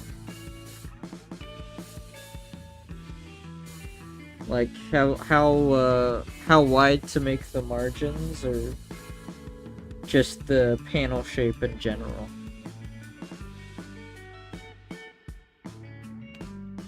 Because when I go to thumbnail these out, I don't really. I kind of just go with the flow on the shape of the panels, but in terms of like margins between, like the negative space between the panel borders, I literally just eyeball it. With panel shape, it's a little bit more of paying attention to flow, trying to estimate how the reader's eyes are going to navigate a page, and then trying to, what's a good word, trying to, I guess, lead their eyes. So I guess an example of this is, obviously I want the page to be read left to right, and up and down. So obviously when you come to the page here, assuming this was a physical page, this would be on the right side of the book. So your eye would start at this first panel in the upper left, and then it's just a matter of trying to lead the eye in the direction you want to go. So I have the bottom of the panel slanted here, and then I have his arm poking into the next panel. So ideally, you would start at the face, because the human eye is always going to start at the face, and then you sort of follow along with the general contour of the panel into the next one. You get a good look here, and then you drop here. But you notice that this the tops of these lower panels actually it flows in an opposite direction as the ones above, and this is to sort of catch your eye while you're at the crowd shot here. You want to catch the eye here so that the reader's eyes then go to this panel on the left as opposed to the one on the right. So you want them to go, I want the eyes to go to the left panel with the big ugly old guy shouting. I want your eyes to go there first, and then go back to this bottom right hand corner panel. And then that's where you end off with the page. Ideally, your hand will be like, if this was a physical page, you would have your hand at the bottom right hand corner here, getting ready to turn the page to the next one. So with panel shape, it's about flow mostly, but there will be times where I switch gears and the paneling is more about making way for the drawings as opposed to guiding the reader's eyes, because for some shots I want the artwork to be front and center, and I want that to be what's leading my reader's eyes, as opposed to the way a panel is the way panels are laid out and constructed. So there's times where the panel gives way to the art, and then there are times where the art is contained by the panels. And it's kind of a careful balance you have to strike with each page. A lot of it comes down to what is happening in the scene. Is it like a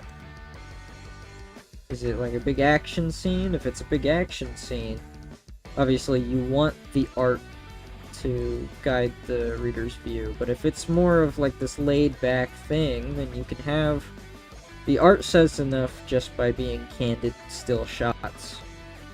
It's the paneling, it's the dynamic paneling that is going to end up leading the reader's eye around. And then also speech bubbles help a lot with this, because naturally your readers are going to want to read the dialogue, and so the flow of the dialogue will gradually help readers follow along easier. But yeah, it's a whole bunch of things you have to keep track of, and I am still not very good at it. That's why I do all of that in the thumbnailing stage rather than waiting till now when I'm inking in all this to focus on that. Although when I go to draw the actual pages, sometimes the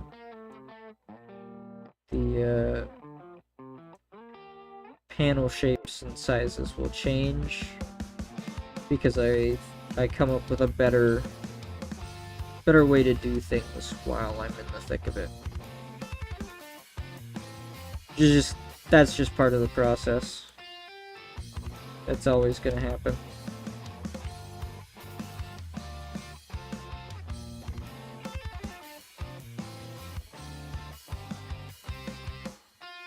Alright, let's see here. Gotta do the braids. I think I sketched the braids out to be a little too big here. They're like massive. So, they don't need to be that big.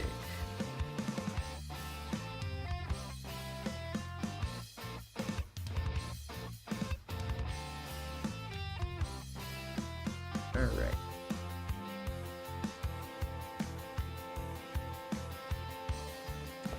Well, okay. Hang on.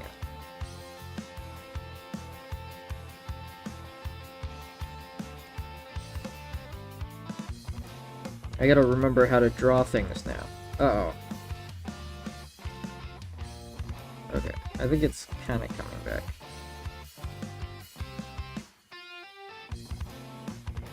Right. So then that would come out that way, and then this. Yeah, okay. Oh, I didn't even need to draw all that. Because the border's right there. That's where the lead cuts off.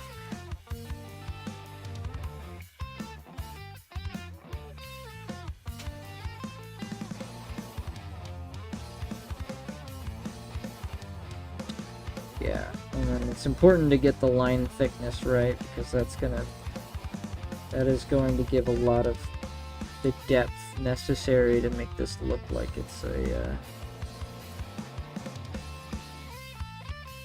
convince the eye that it's a 3D object with some identifiably hair-like strands in here.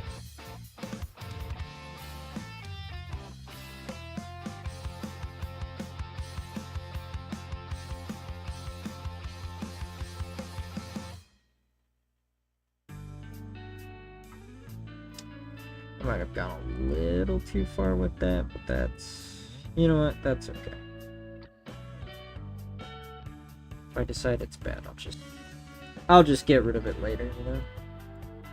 If I decide I don't like it, I could just destroy it at my leisure.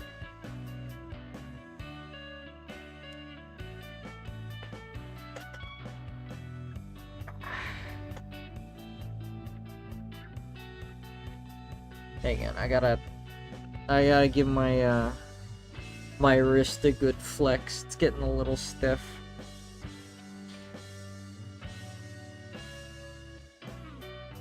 I think another thing that influences my panel shape,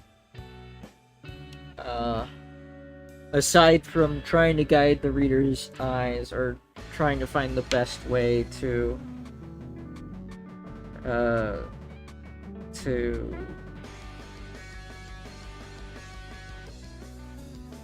I guess not conceal, but contain a drawing. Another thing you should keep in mind is composition. Composition is big. Composition is a big deal, especially when you don't have the luxury of color and shading and all this other lighting stuff. Composition can come in and absolutely save your bacon. You don't have a whole lot of variation within the medium to illustrate things like lighting or proportionality and whatnot. Depth. So, you know, and you can get really interesting with the panel composition. If you ever read, there's a manga, a really good, really well illustrated manga. I kind of dropped it after a while because as much as I liked the illustrations, I wasn't super big in the story. But it's called Witch Hat Atelier. Atelier. It's a French word. We love our French words. It's called Witch Hat Atelier. And the composition, the artist is really good with composition, but they're also really talented with including the panels as part of the composition. I think that's kind of an important thing, because when you're working in comics, what you want to do is you want every aspect of the medium to work towards your vision. This is effectively what is known as taking advantage of the medium. Because when you tell a story in a specific medium, you're not just telling a story, you're using tools to convey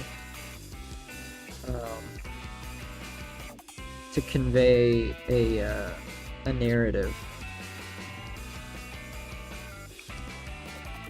And so with including, a lot of people just think of panels as ways to section off drawings to make sure one drawing doesn't really bleed into the next.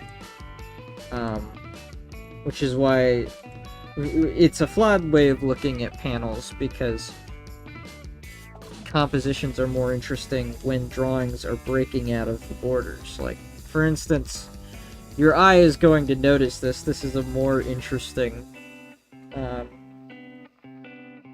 is more interesting to the eye than an illustration that is just a series of illustrations that are just boxed within panels. So a lot of people will think like, okay, well, panels are just these neat compartments to draw scenes into, that make it easier on the eyes to read and to follow along with. But in all actuality, panels are in and of themselves a series of artistic choices designed to elevate the story. So if you use them like that, you can actually help tell your story through panels. And that isn't just to say like art within panels, but the actual panels themselves. So there's a lot of very interesting ways the Artist for Witch Hat Atelier uses panels. Typically they'll be drawn as though they're like a window, and then there will be a character sitting in the window, and that'll be the panel. The panel kind of like the whole piece of the art, or the panel becomes like a fundamental piece of the artwork, while also fulfilling its role as a panel. Stuff like that. There's probably some more compelling examples that I'm not thinking of right off the top of my head, but if you were to pick up the comic now and start reading it, I think you would immediately clock what I'm trying to convey.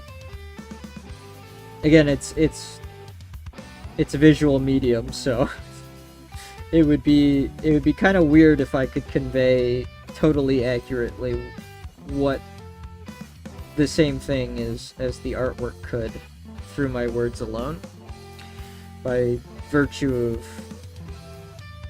it being able to do so as a visual medium, as opposed to like a novel where the pictures are painted with words.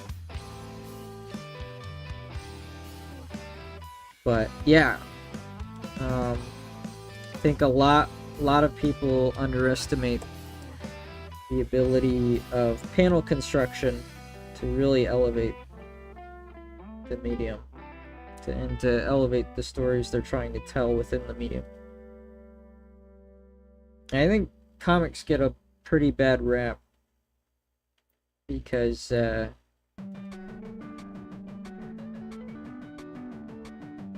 when you look at comics, you're not really seeing meaningful stories. You don't get like a whole lot of impactful stories told through comics. Now, obviously, people who read a lot of comics will probably, and people who really like comics will probably tell you, no, that's not true at all. There's plenty of meaningful stories, but people don't really take, even so, people don't really take the medium seriously. And I think the reason why is because most stories told within the medium don't take advantage of, I don't want to say the tropes, but like kind of the conventions of the medium. They don't take them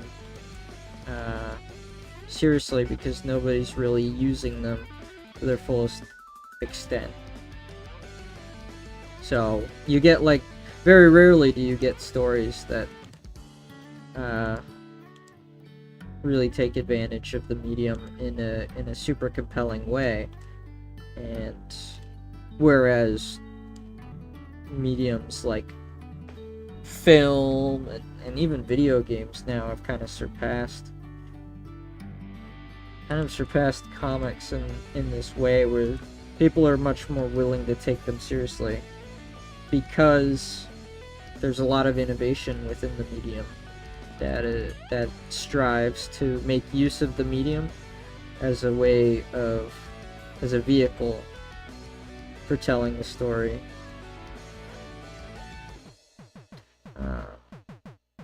And not just as like a vehicle, as in this is the way you're consuming the story or the media, but a vehicle as in, well, okay, I guess I shouldn't say vehicle. It's more like sorry, I'm all over the place. None of this is scripted. It's not so much a vehicle as an engine, right? Like, without this engine, this story could not be told. You can't tell the story any other way. If you make good use of the medium, you would not be able to tell the story outside of the medium. It would be a fundamentally different story. So instead of like the medium being a vehicle for your narrative, it's actually an engine. Because without the engine, the vehicle doesn't run. So that's probably the more apt allegory.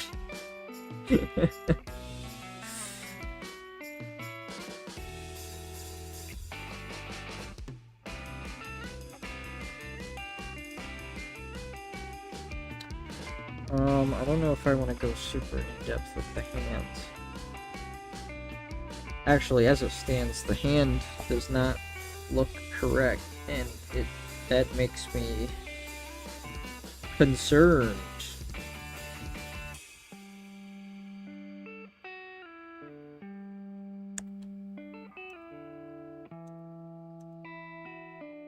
Okay. We'll try it this way, and then if I don't like this, I might just end up redrawing the whole thing, I don't know.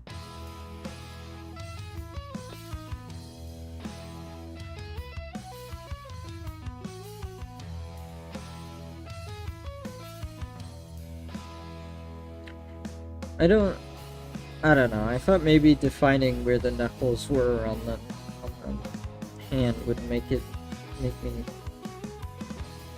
less inclined to hate it, but I think in doing so, it like just kind of crossed over into Uncanny Valley territory.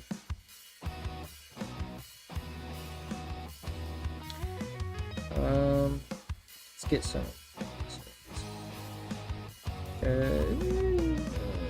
Let's see it without the sketch. You know what? I think my issue is that I've made the palm too long.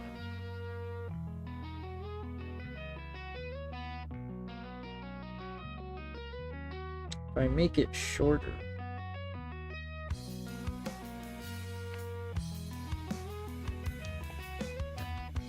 connect these. Looks better, right?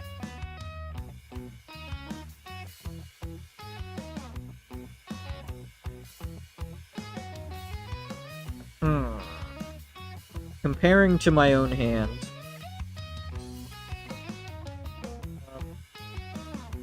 Yeah. Yeah. The pinky kind of doesn't split away as much as I have it here. It actually folds closer into the ring finger.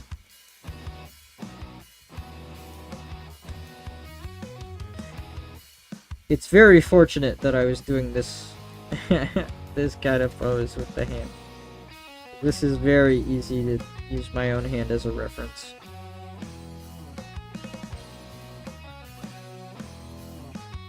Alright. If I put the nail in, does that look any better? Maybe The hand is also a little too big. Like, compared to her face here. I'm gonna make the wrist a little... Make the wrist a little bit thinner. I don't want to go into... I don't want to dip into yaoi hand territory. That shit's creepy.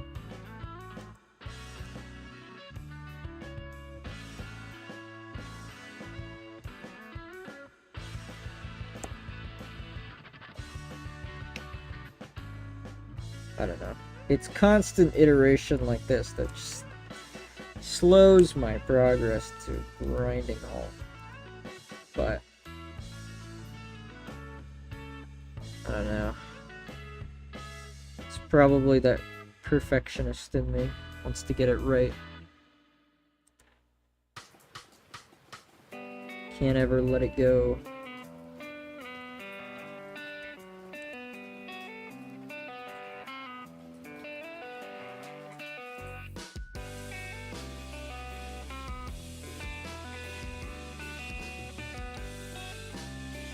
Yeah, for comics and stuff, I spent so long trying to wrap my head around the medium that it's like,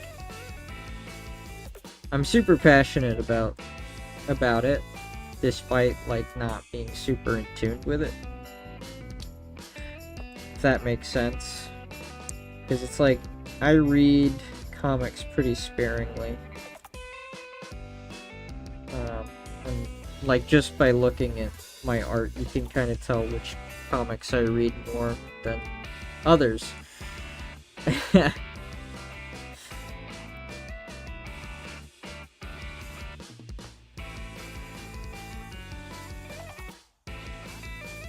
Now, okay, so the pinky absolutely does split away a little bit, but it's weird because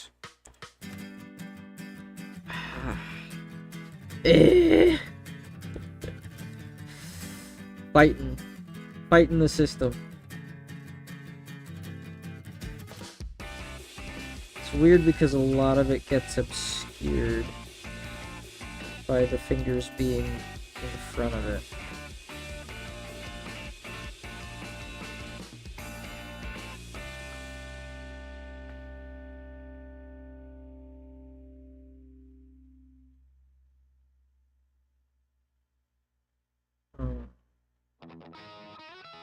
I think the thumb's a little lower too, closer in.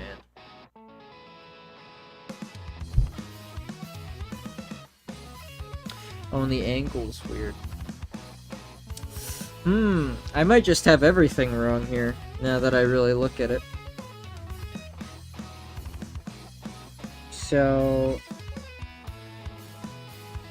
mostly what I'm getting is that the way the hand connects here. And that makes a little more sense. It would probably be natural to have hand at that kind of an angle. Oh, okay. I'm getting emails for BS. Alright.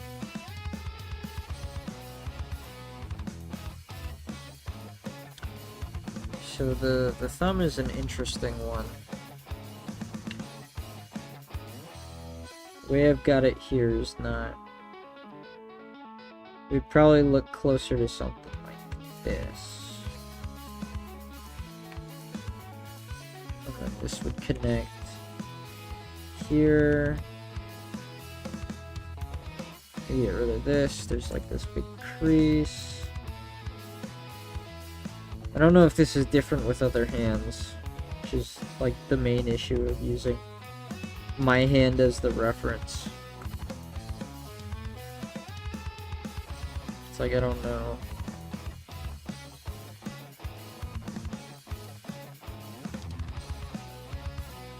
Okay, so this is...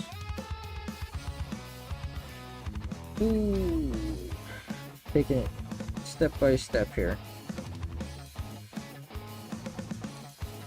So go down like this, and then the...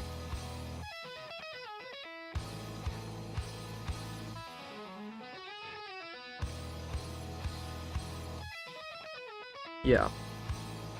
Yeah. So this actually wouldn't... hold like that. I'm gonna...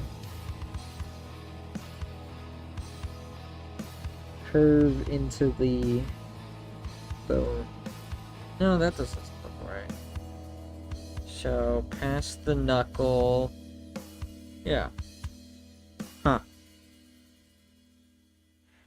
It's a constant battle trying to figure this out. But it looks like the wrist is meant to... because the bone is there, and then it kind of curves back in. So that's more or less what I was looking at with my own hand. Yeah, I guess the biggest problem with using my own hand as the reference is that I never know if this is just... if this can be universally applied, or if this is specifically my hand. and this only applies, the way this looks only applies to my hand. And other people's hands look different. But, I don't know. That's just a risk I'm gonna have to take, I suppose. That muscle in the forearm isn't gonna be super pronounced there, so... Yeah, I can live with that. Have another crowd in the distance shot. This is gonna be the old guy. This is gonna be old guy. This is a silhouette. Him waving.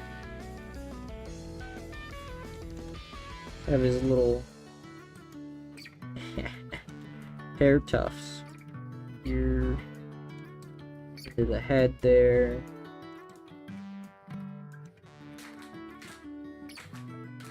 Not gonna go for too much detail. This is an arm coming up. Well, no, I drew the shoulder up too high.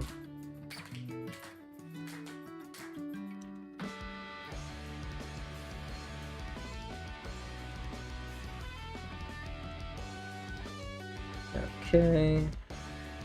Make sure I make that convincing. Get some good shadows going. This is another silhouette.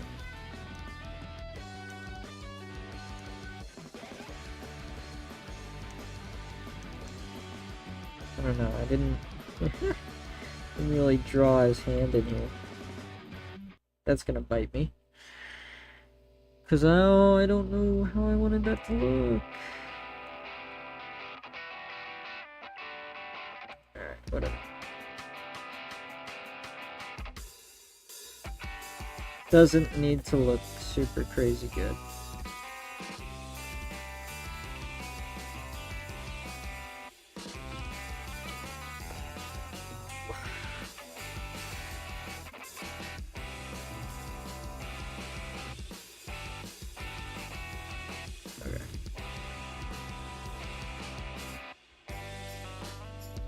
Sure, I got all this correct. Okay. And then I can draw the other guys. The other guys walking away, mumbling to themselves. They don't want to go back to work. Who can blame them? I'm kind of feeling that way myself.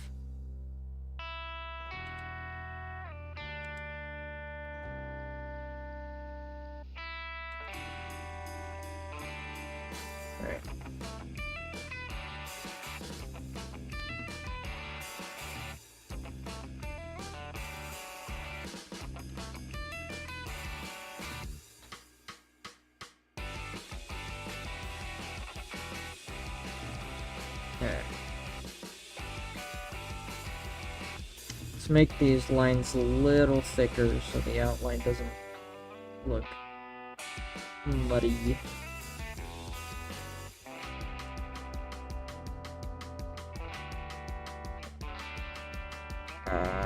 Yes. I'll make sure these forms stay intact, though. Intact? Intact.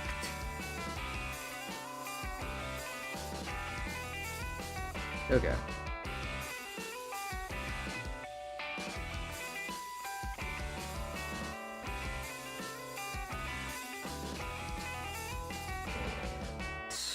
Oh, yes. Just gonna have the hair obscuring. The eyebrows, keep that consistent.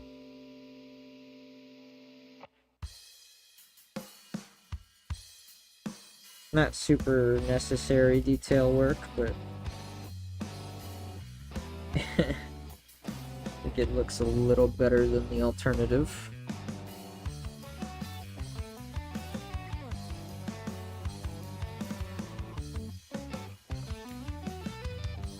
Alright, cool.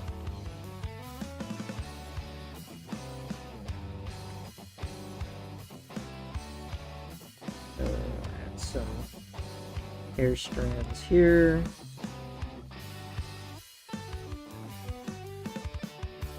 Sure I got this part right.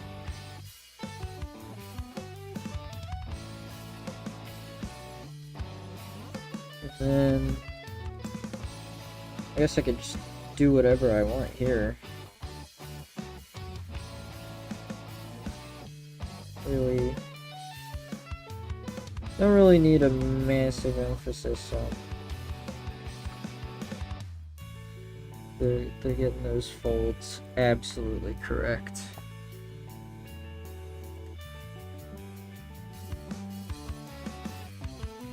Good enough will suffice. Alright. I think these lines are a little thick compared to the rest of the illustration. So that'll do.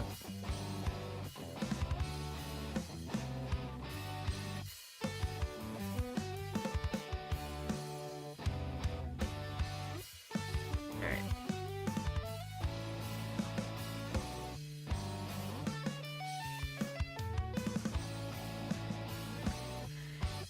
And then we can get rid of some of these panel borders since they're getting overlapped by the illustrations in a lot of ways here. This guy's whole head pokes through.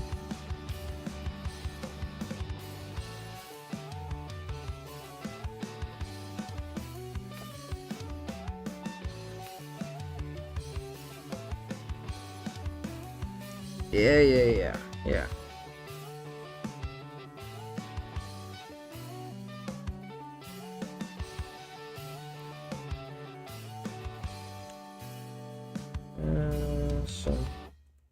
Some motion lines.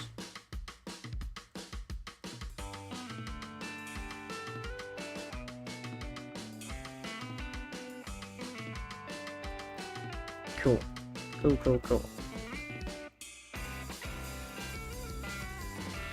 I'm gonna do this.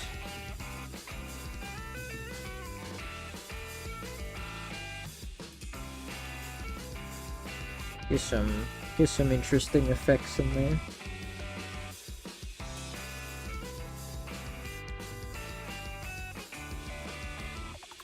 It's interesting, not a lot of it's something everybody learns when you learn to do like pen and ink illustration.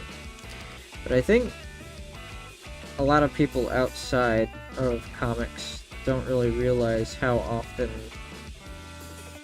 line thickness variation is used to great effect. I'm obviously not the greatest at it.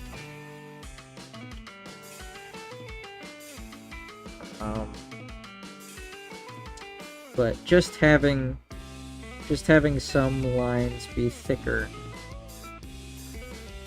some lines be thinner. You can add a lot of depth that way. It's not something I realized until I started working on comics.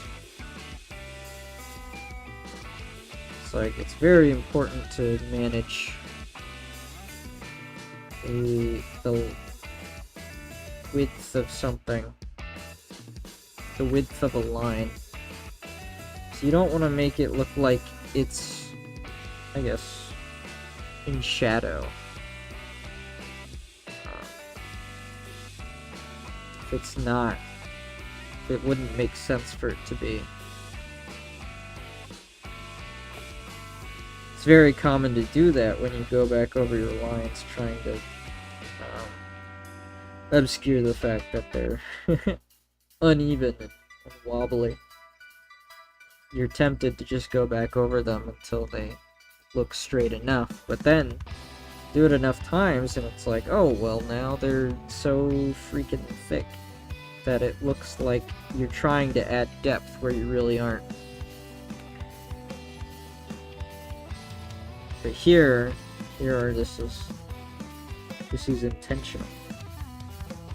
You get like makes the effect pop a little. I want the placement of it to be over here though. Gotta use that negative space to our advantage here.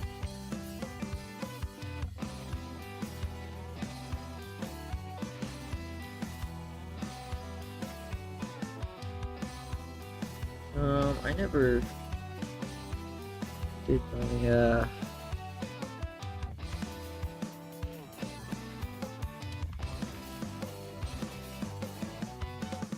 put that guy's eyes really low. Just now noticing.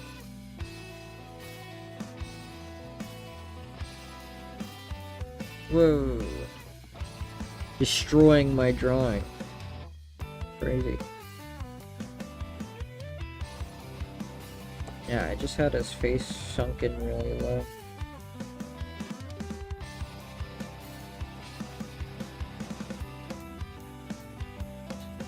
I'm pretty much done with the page. I'm just doing some last minute touch-ups here.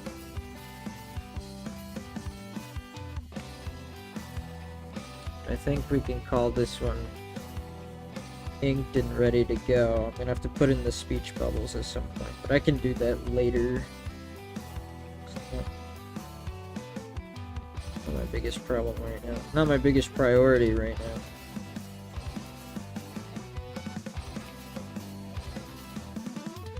Yeah. Add some detail here. Actually, honestly, the hair should be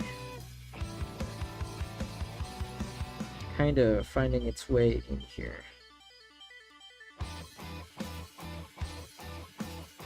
To her hood. I'm gonna need to lower the opacity on that one for this.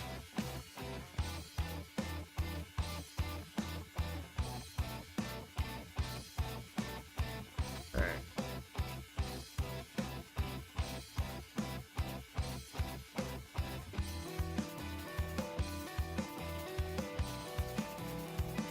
Yeah.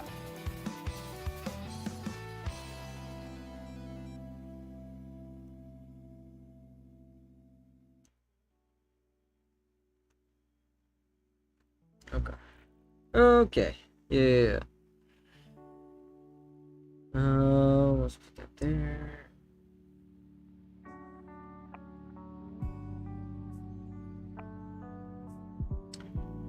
Make sure the is identifiable.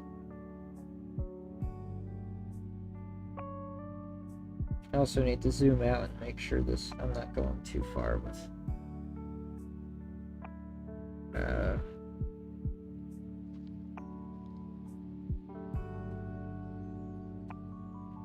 going too into detail, and then when you zoom out, it's not even, it's negligible.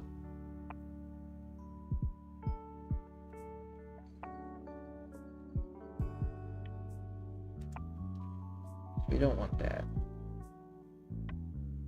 We want everything to be readable and to make sense. I like it when things make sense. I prefer it even. Alright.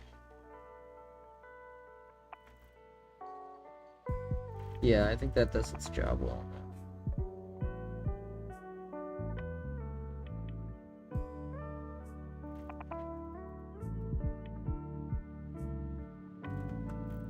Oh yeah, that does look kind of weird, doesn't it?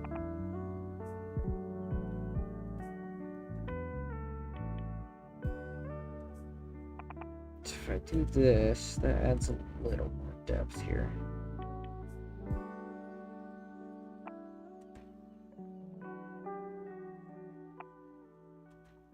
This music's too calming. I feel like I'm on a sabbatical or something.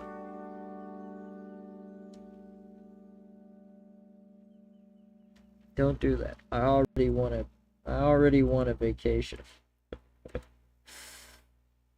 I already need a vacation. Want a vacation. Listen to me.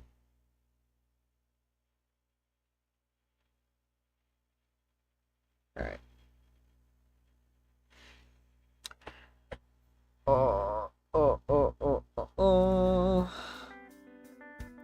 Looks like I'm at the end of my no copyright music, which is a little sad.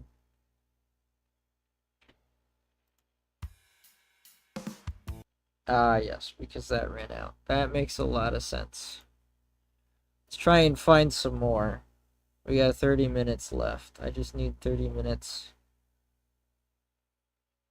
Okay, that's video's an hour. Just need 30 more minutes of excuse me. Just need 30 more minutes of chill music. Okay.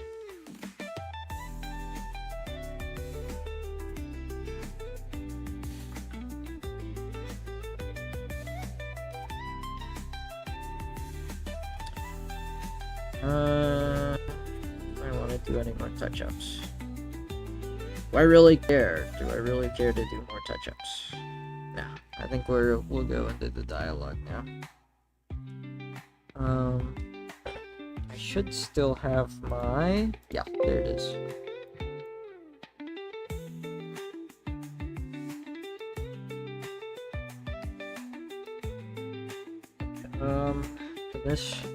For my next trick... Well, actually, let's save first. For my next trick, we are going to... do the dialogue. Yes, dialogue, very important. No. I think I'm gonna need my keyboard. I just drag this over here. Take my mouse with it, apparently. And we'll get to tip-tapping. I can't remember. I think I was using manga. So, I vaguely remember that. So... Okay...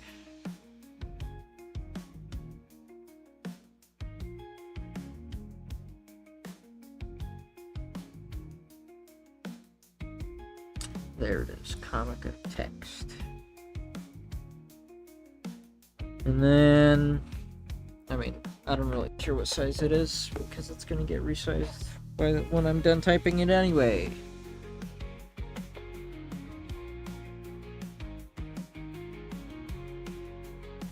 Oh wow. Okay.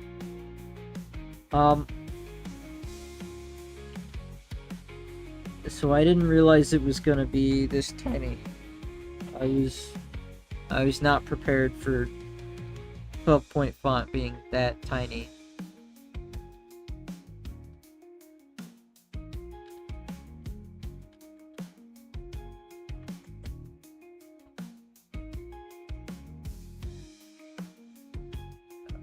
Make sure I know what I'm doing here. Whoa. Okay.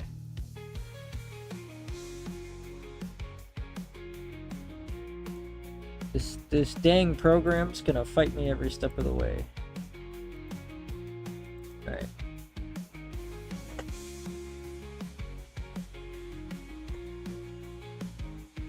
Yeah, yeah, yeah.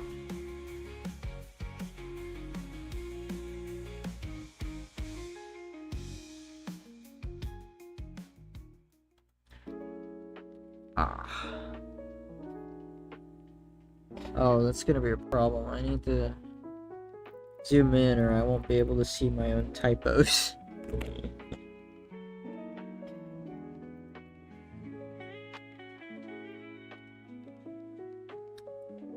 Doing the dialogue's almost like my favorite part.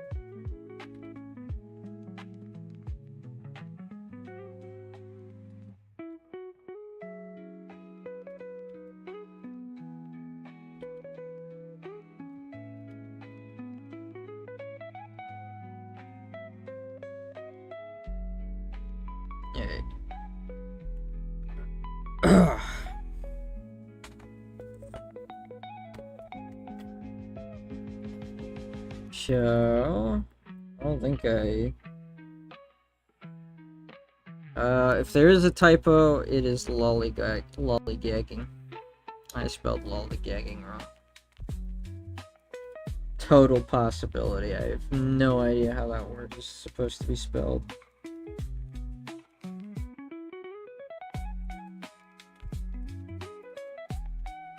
Alright.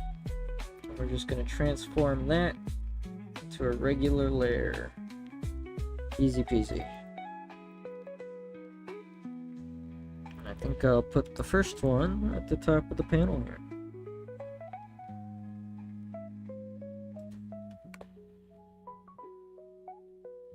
I do want to make it smaller though.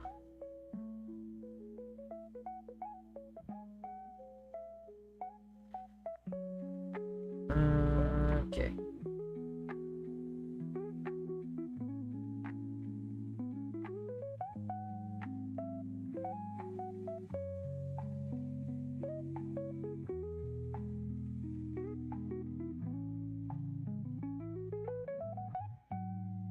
Okay.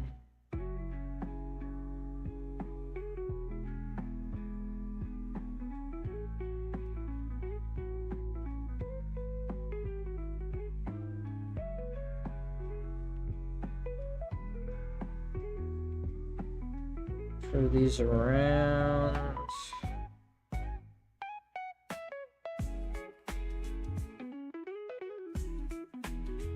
This is gonna be big. It's coming in right here.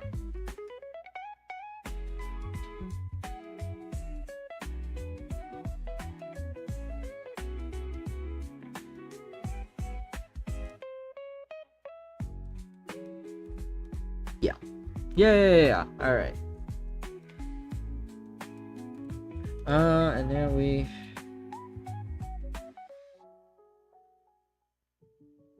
draw the borders. Let's see. These I'm going to put on a separate layer because I'm going to do some fancy magic with them. Fancy magic is the border effect. gonna help differentiate it. Man, I'm really good at this. Differentiate it from the line art. I just need to make the wide enough. How does 15 do? Yeah, 15 should do it. These are gonna be put into bubbles.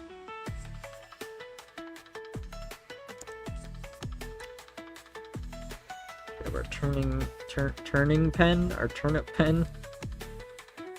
Just wrap these up.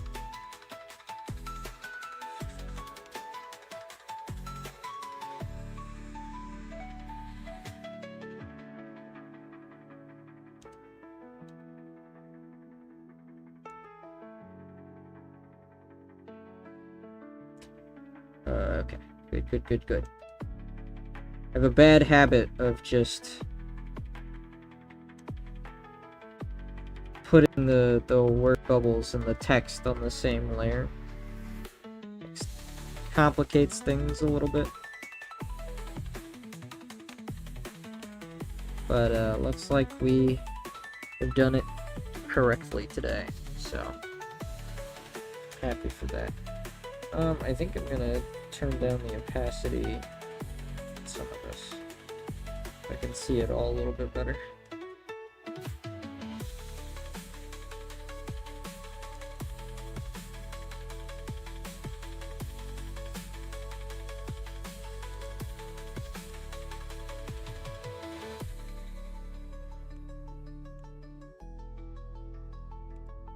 This is exciting stuff, I know.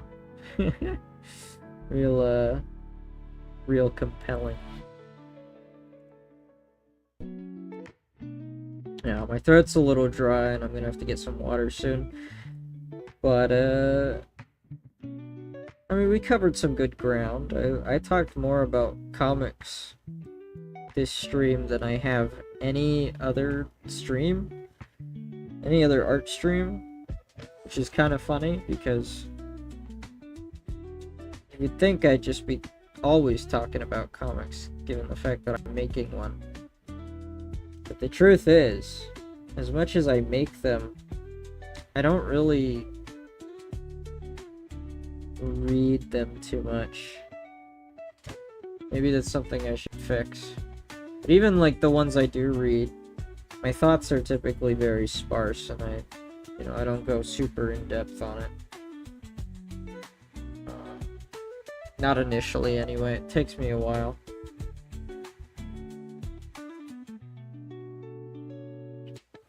But maybe that should change. Maybe I should change that. Maybe I should read some comics. Come back to next draw stream with a comic knowledge dump. Perhaps that would make more entertaining content. I don't know, we're still figuring things out. We're still in the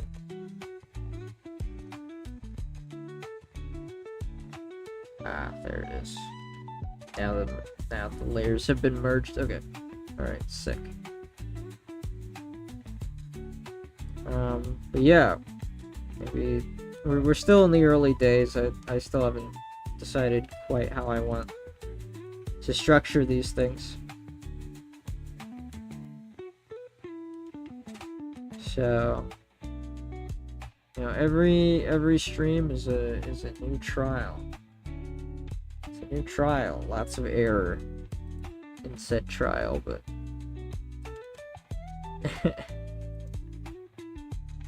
I learn something new seemingly every day. That's good enough for me. I ain't live with that. Yeah, let's have the tail be down here, or up here, as it were.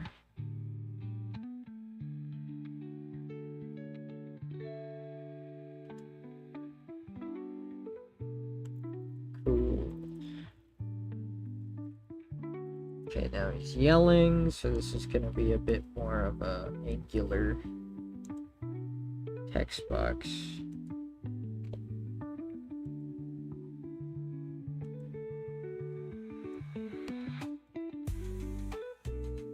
I didn't mean to give it like this,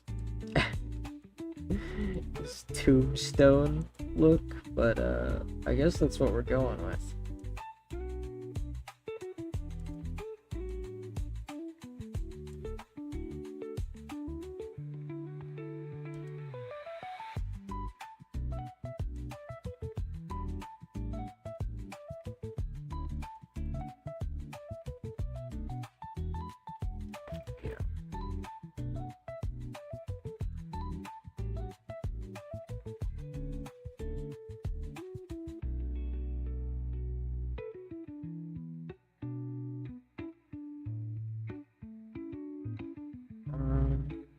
Just kind of rotating the canvas to make it easier on my wrist. Just point of really done it in. Thought maybe I was gonna get to do more work after stream tonight, but then it's like, oh, I take it out so much on my wrist when I do these, because usually when I draw for this amount of time, I'm taking super frequent breaks so as to not aggravate or create issues in my wrist. But like when I'm on stream, it's like I'm constantly drawing, so those frequent breaks no longer frequent. I don't give my wrist time to rest. I imagine it'll get better with time. My wrist will become used to it. Maybe even become stronger for it. But time being, till I actually become accustomed to sitting down and just drawing for 3 hours straight.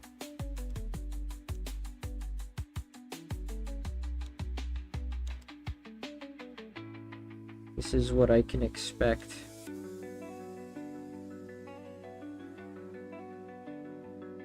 This is the kind of toll it would take on my body. I say that like it's killing me, but my wrist really is. It doesn't hurt that bad. It's just kind of like, I don't know. It's exhausted. That's the best way I could put it. It's fatigued. That's the word. That's the word I'm going with.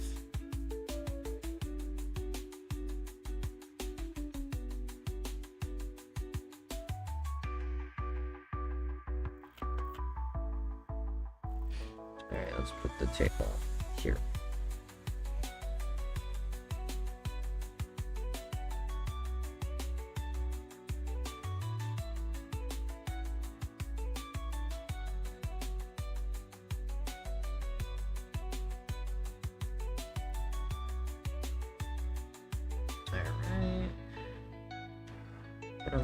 This text closer to the middle, what I perceive to be the middle of this word bubble.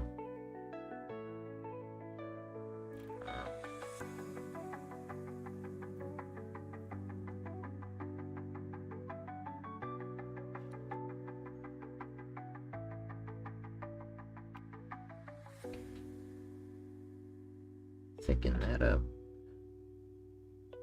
Yeah. Yeah, okay.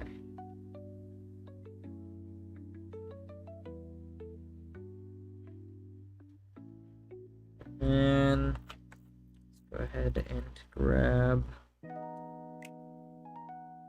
these. Back it up with some white. Perfect.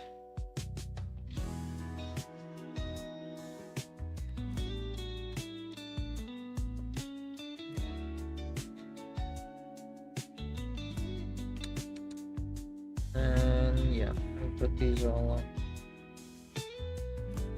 One there now. Ah!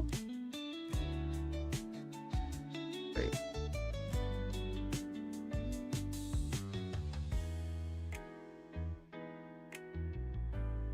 Yeah, okay, that's right. And if I move that, it becomes a color. Right. Then I can just change it back to a monochrome, which is what I want. Alright, let's turn the opacity back up on these.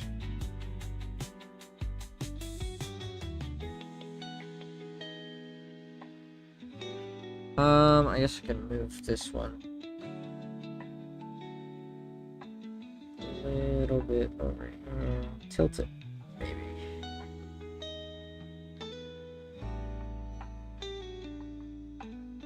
Yeah, that's fine.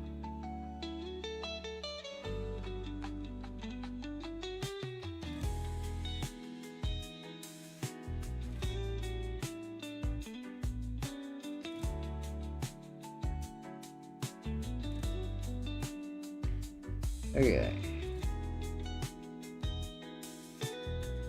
Yeah, okay, I think I can live with this. There we go. That's page 5 done. Oh. I've only got 6 minutes. I suppose I can get to looking at the doing the paneling for the next page. Looks like this is only going to be a 4-panel page coming up.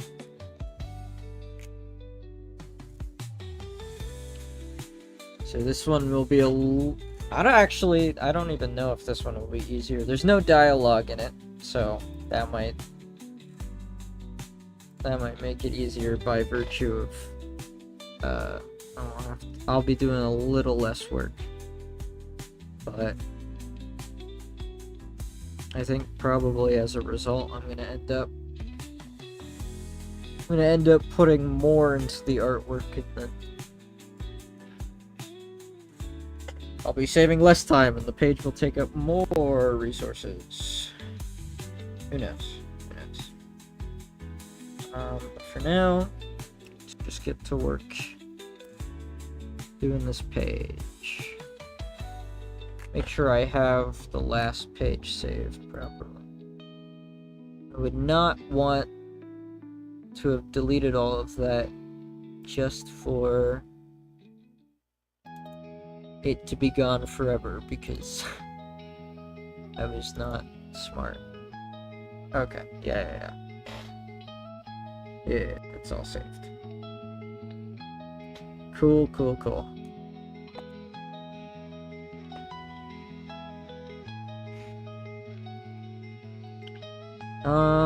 Yes, I need the mapping pen for my panels. And this one's just gonna be bleeds left.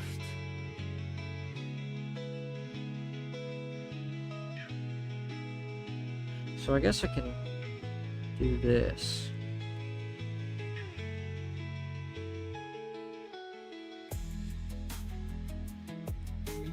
Not really going wild with the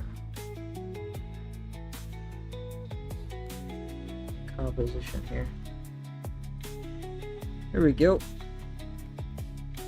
And then I can just add a bunch. See how I want to do this. I think I roughly want each panel to be the same size for this one, but I want it 4 across. So maybe I can get away with just this. And then I can copy and paste it a couple times. Work smarter, not harder. Decide how I want it to look. Thank you for the fire emoji. That somebody likes it. Oh shit. Ah, nuts. Mark it up.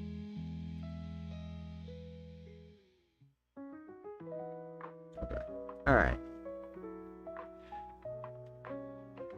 We fixed it. We fixed it. We're good. We are good. I think. I don't know anymore.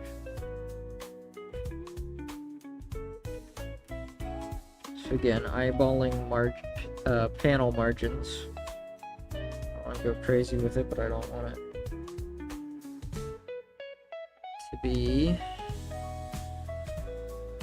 a go. You don't want a go. Whoa. We want very cool and very clean. Oh, there we go.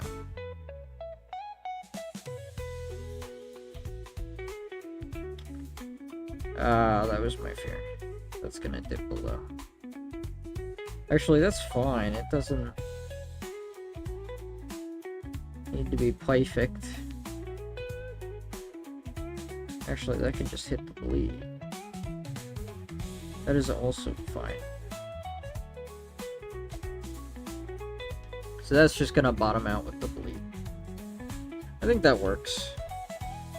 I think that gets us where we want to go.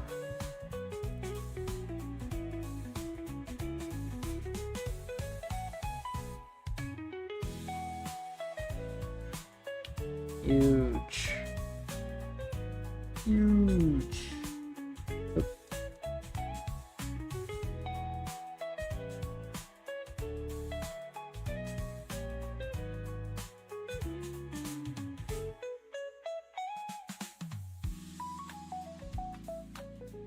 I don't need to go super into detail on that. Just enough. Just enough that at scale it looks fine. I can sneak that around, get rid of that. Boom. Panels are done for the next page. Hopefully I can get it sketched out tomorrow so I don't have to do it on stream. And it'll look okay. Woo. And that puts us at 11 o'clock. Very nice. So yeah, thank you to my viewers, past, present, and future. That's you. That's you listening to this right now. You're the future. Thanks for watching. Hope you enjoyed the stream. Thanks for hanging out, Darla, and chatting it up as usual. Always happy to have you around. Hopefully next stream I'll have my thing fixed. Everything will be cool. Maybe my audio will not be terrible. Maybe somebody will come to join me next stream. Who knows? We'll have guest stars again. But yeah, that's gonna be all for me. Have a good one. And I'll catch you guys later.